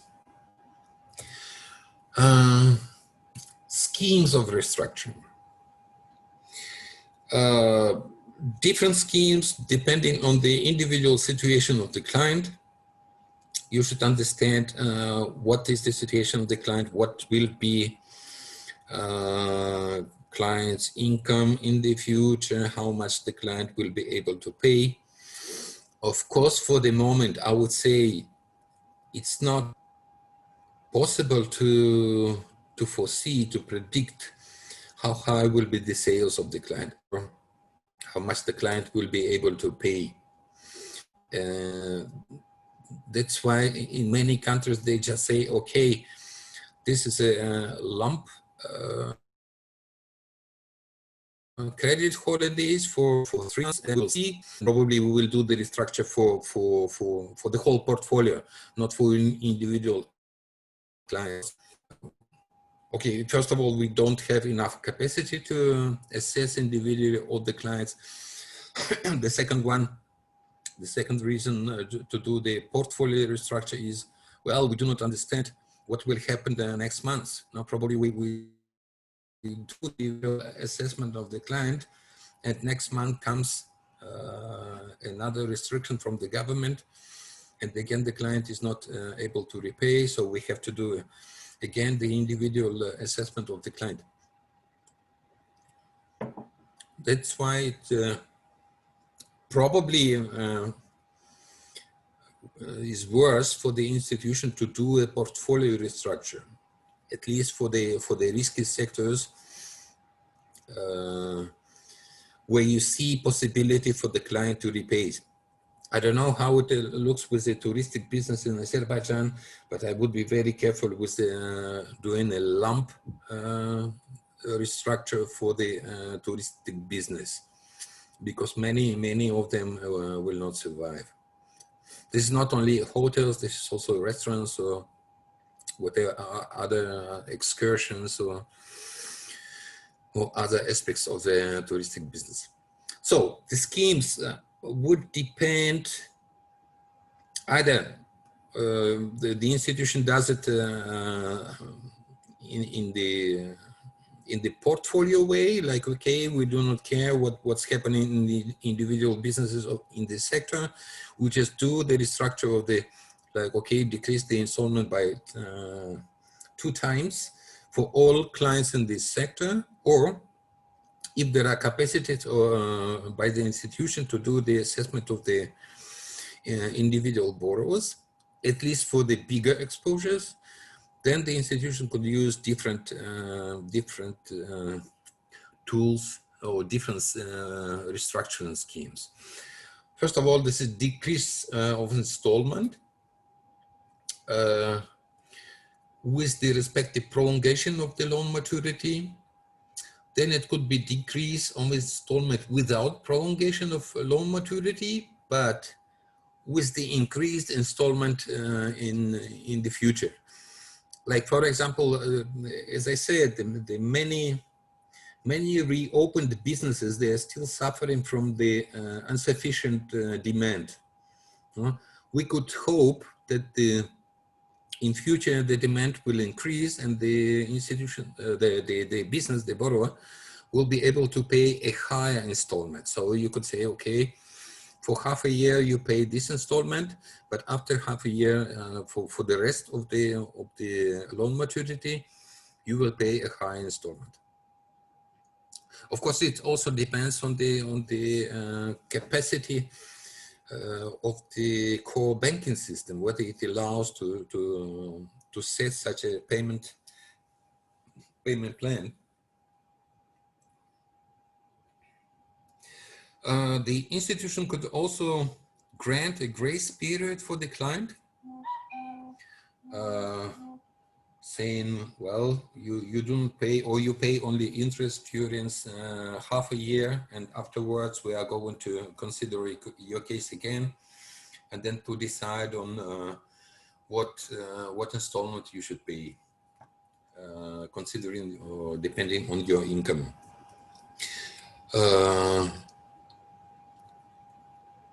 It could be done either with the prolongation of the loan maturity or without prolongation. But usually I would recommend you do the prolongation in any case, because after this grace period, the client comes to you and you would have to change the payment plan again. It could also include, this restructuring scheme could also include additional loan to recover the business. Like, for example, the business was closed for 3 months, lost all suppliers, lost all the inventory, or inventory is not what to say, it cannot be used anymore if the client was trading with the food. Like, for example, the restaurant, they were all closed. You cannot keep products, this food, for months. That's why to restart a business, the restaurant will need additional money to reopen or to achieve the additional sales. No? That's why in this case I feel comfortable to provide the client with additional money, because otherwise there's no other possibility for the business to restart, and then you have to use these legal procedures, which doesn't help you anyway.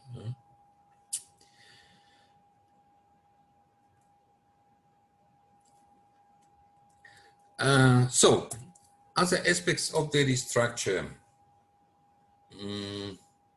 You could, when doing a restructure, as I said, you could ask for additional collateral or additional guarantee of the business. The institution has completely, would be completely right to demand that, because the risk is higher.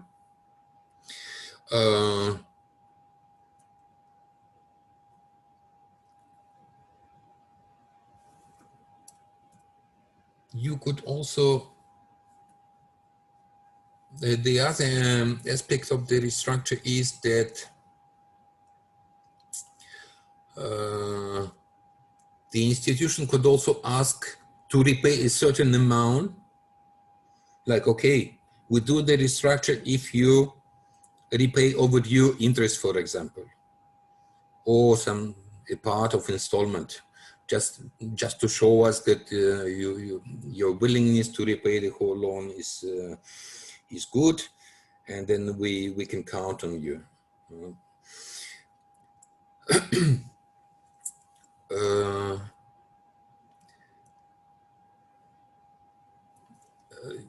When doing the restructure, the loan loss provisions should be kept, well, I would say for at least 6 months at the loan loss provisions that the loan has at the moment of restructure. Like, for example, usually the supervisory authorities require to increase the loan loss provision for usual 2% up to 10% if you do the restructure.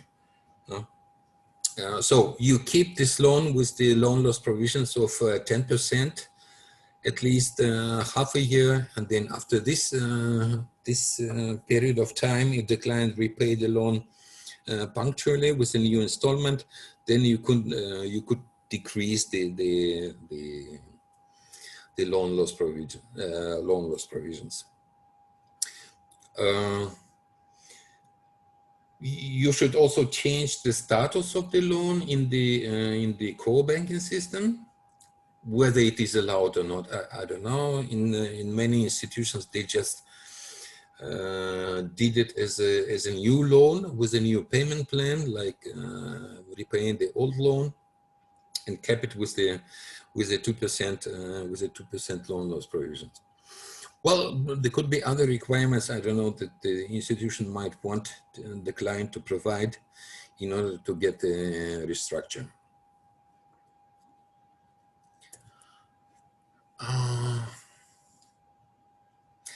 Well, about the loan loss provisions, this is a rather delicate topic for the moment, because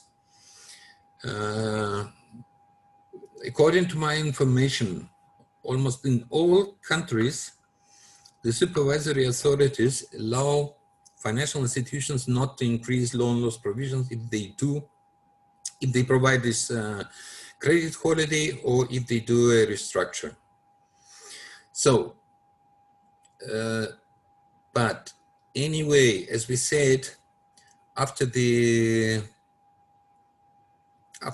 assessment of the portfolio risk, the institution risk department, together with the credit department, might come to a conclusion that within the specific sector of economy, the losses will occur in such and such volume. If the equity of the sorry, if the equity of the financial institution allow to write off these loans without additional injection of the in the capital in the equity, then do it. But sometimes it could come to a situation when the institution says, well, our losses, our potential losses are so big that we need either to increase the equity or to stop operations, because we will not be able to pay the operational expenses or other expenses. Therefore, it comes to a situation when the institution needs an additional injections in the equity.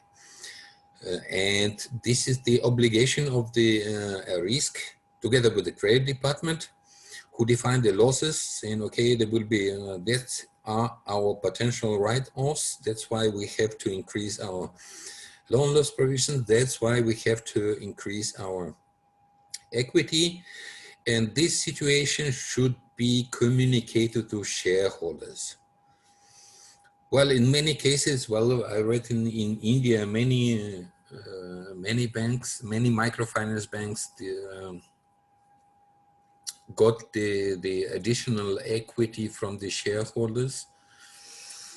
I don't know how it looks in Azerbaijan, where shareholders will be ready to provide it, but there are two options.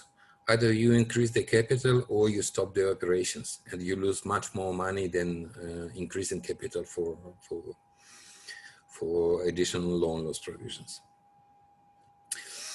Yeah, good. Any questions from your side about loan loss provision? Then we had a so to say preliminary conversation about the topics that that the audience would like to discuss during this webinar, and one of them was how to do lending during pandemic and in the post-pandemic period. Well, I would say it doesn't differ. So you do it in the same way as usual. If you do not deal, for example, with a dead business, no? So you are not going to lend to a dead business at all. But in other cases, when the businesses are working, you just proceed in the usual way as your credit procedures tell you to do. There's no much difference. No, well, actually, if you are not doing the restructure, I would say I would feel comfortable not to even take additional collateral for loans. I mean, if the client is repaying, there's actually no reason to require additional collateral from the client. So the business is done as usual, either in pandemic period or in the post-pandemic period. However, there could be some specific features when you do it during the pandemic, and they are namely the following.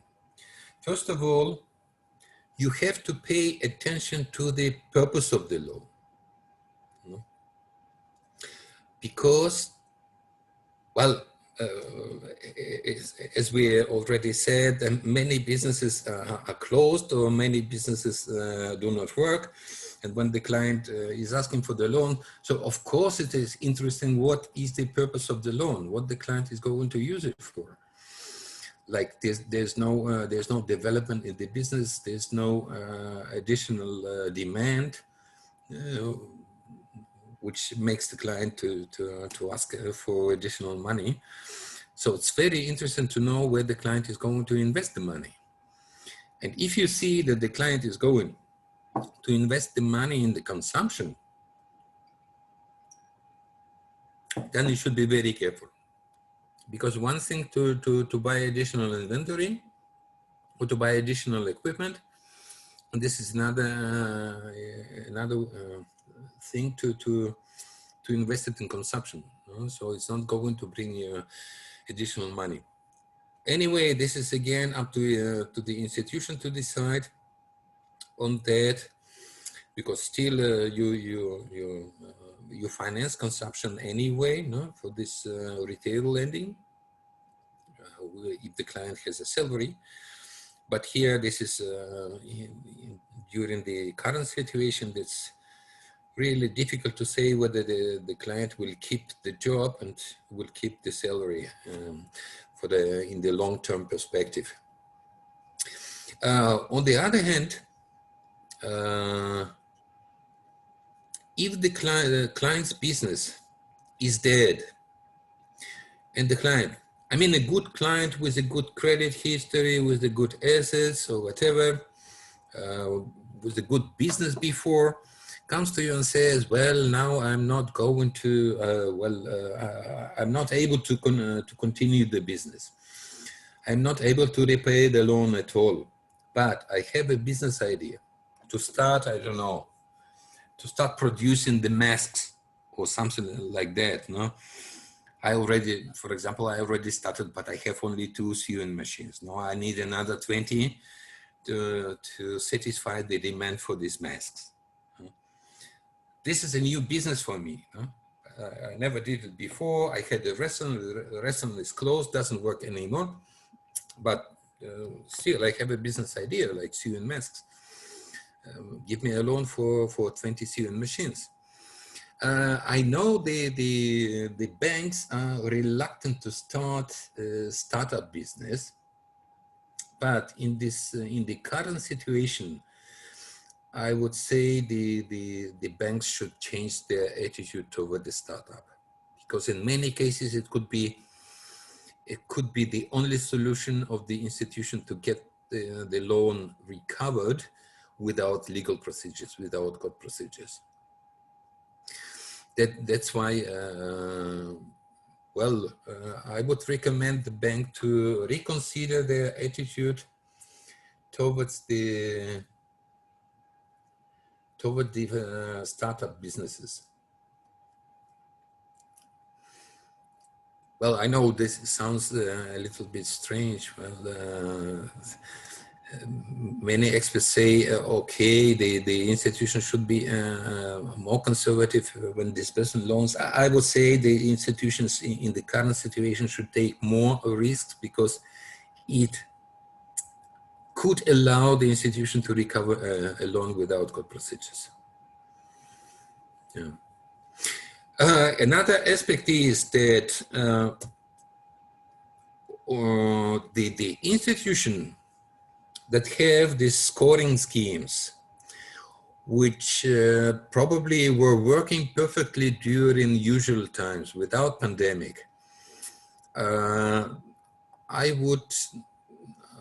would have doubts whether these schemes could work during pandemic.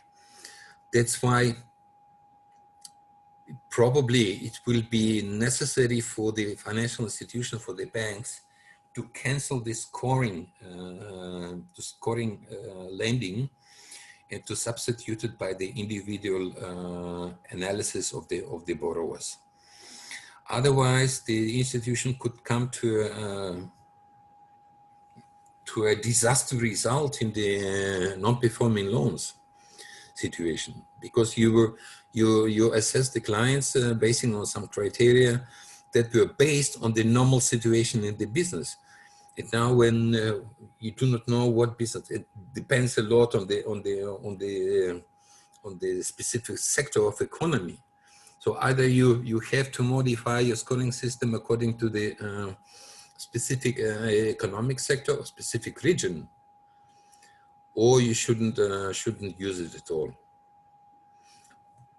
Well, of course, individual analysis takes more time, but then it also prevents you to get a more risky portfolio, or even this non-performing loans.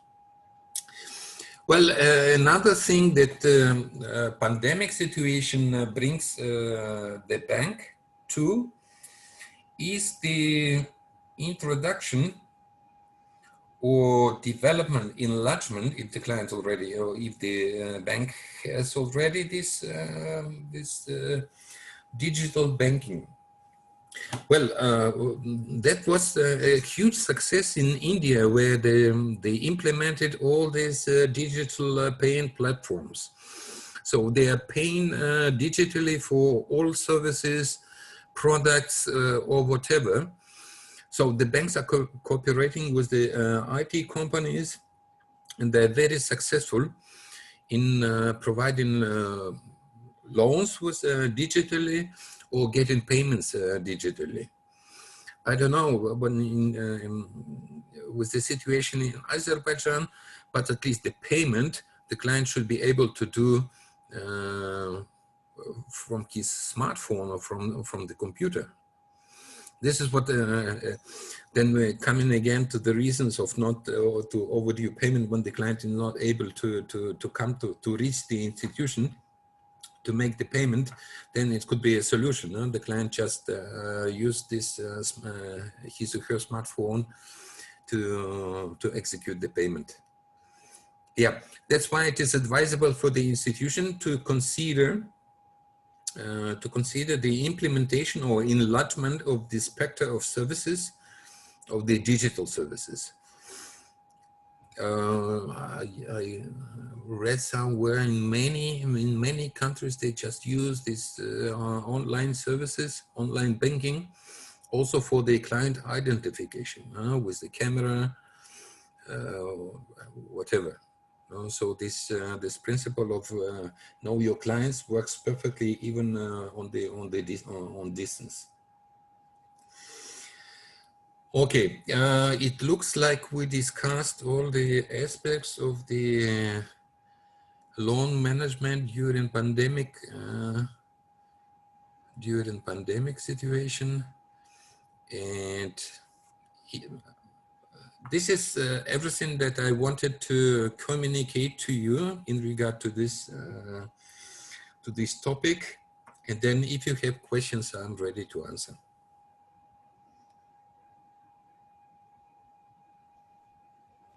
If somebody has a question, they can ask. Please, you can write in chat.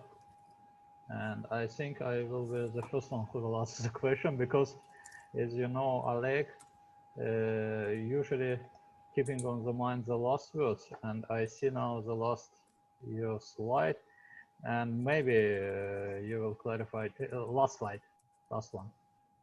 Yep. Yes, please let's pass to this one.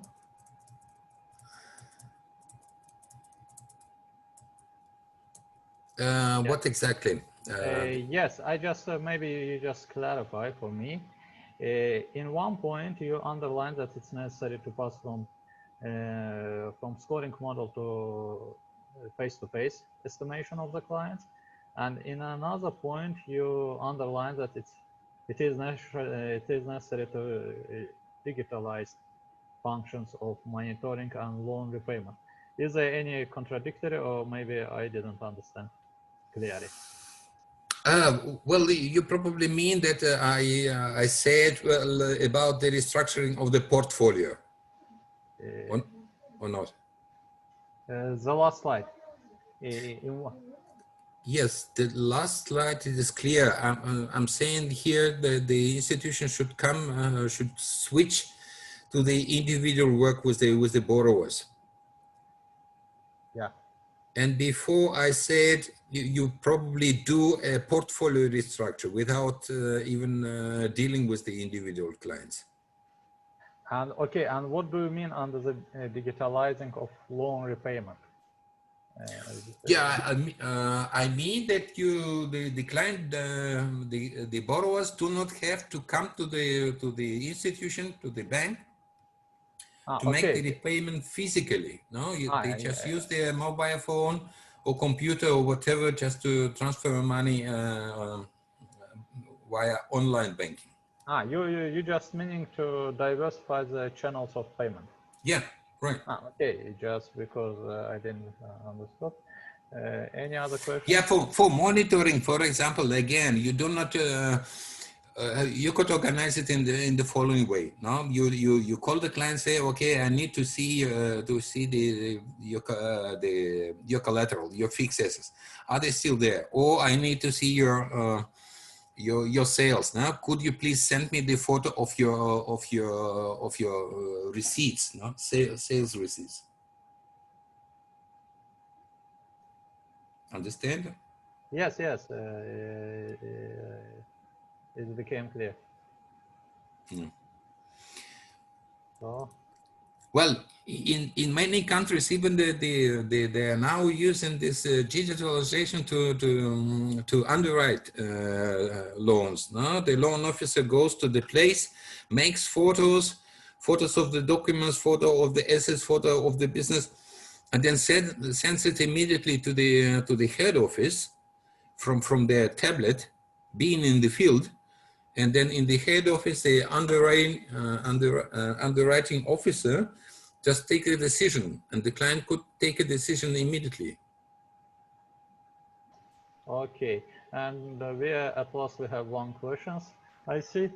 Do you think is it reasonable to attract collector companies to the intensified loan management process now, or it should be it's not reasonable taking into the account what happens around? Well, the experience with collection companies, for example, in Russia, no, they are now prohibited at all. On the other hand, this is, of course, this is like I would say this. It depends on the institution policies. Me personally, I was always working with the clients myself. I never liked the idea to give it to someone else, because look what happens when you transfer loans to collection companies. You just lose control over the collection process. I also have experience when institution was working with its collateral collection companies, and the result was never satisfactory for the institution. Never. There are two ways. Either you contract collection company with a certain percentage of the recovered money to be paid to this collection company, or you sell the whole portfolio to the collection company, getting immediately money from them. No? Two different ways. And I would, of course, this is also in Germany that a lot of big, for example, telecommunication companies or other companies, they sell these loans to collection companies. But but this is for the small amounts. No? You cannot. I wouldn't like a collection company to go to my best medium clients with a huge loan, trying to collect to recover the loan, because it will break completely the relationship with the client, and this probably the client I would like to keep. So this is also up to the institution to decide. Let's say up to this amount, we do not deal with the client because it takes too much time and doesn't bring any result. We sell this portfolio up to $5,000. We sell it to the collection company and forget it and write it off. Forget. So we get some live money, some liquidity for that, and we invest it in the other good loans. This is one way. But for the bigger clients, I would recommend you don't use the collection company.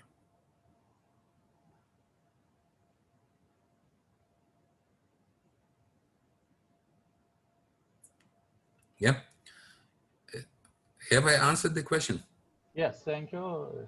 Okay, maybe in such case, if there is no any question, I will just recap our today's webinar and offer to our participants, as we announced earlier, today's webinar, I mean the presentation and detailed guideline of intensified loan management will be sent to all participants by the means of ABA on Monday.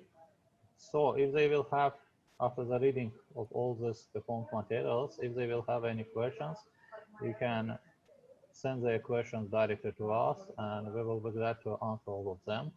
We understand that today was huge volume of materials which was performed, and it's quite difficult to keep in mind all these materials and formulate maybe questions. But after the reading, please be free in sending us your questions, and we will be glad to answer to them. So Exactly. Yeah. Yeah, but probably it's difficult to incept it by hearing the voice and looking at the slides. But then when reading guidelines and together with the presentation, there could be additional questions arising. Yes, sure. So thank you very much for your participants, for your patience. It's quite difficult to stay 3 hours online and listen. So thank you very much, and I hope to see you again on our future webinars. Thank you, Oleg, for your. Thank you for your attention, and thank you, Ilham, for moderating the presentation. Yeah. And thank you, Alex. Thank you, Ilham. Thank you for Eduard for this great webinar. Thank you very much. Thank you to everybody. So thank you. Bye bye. So Thank you. Yeah, we can finish our today's webinar.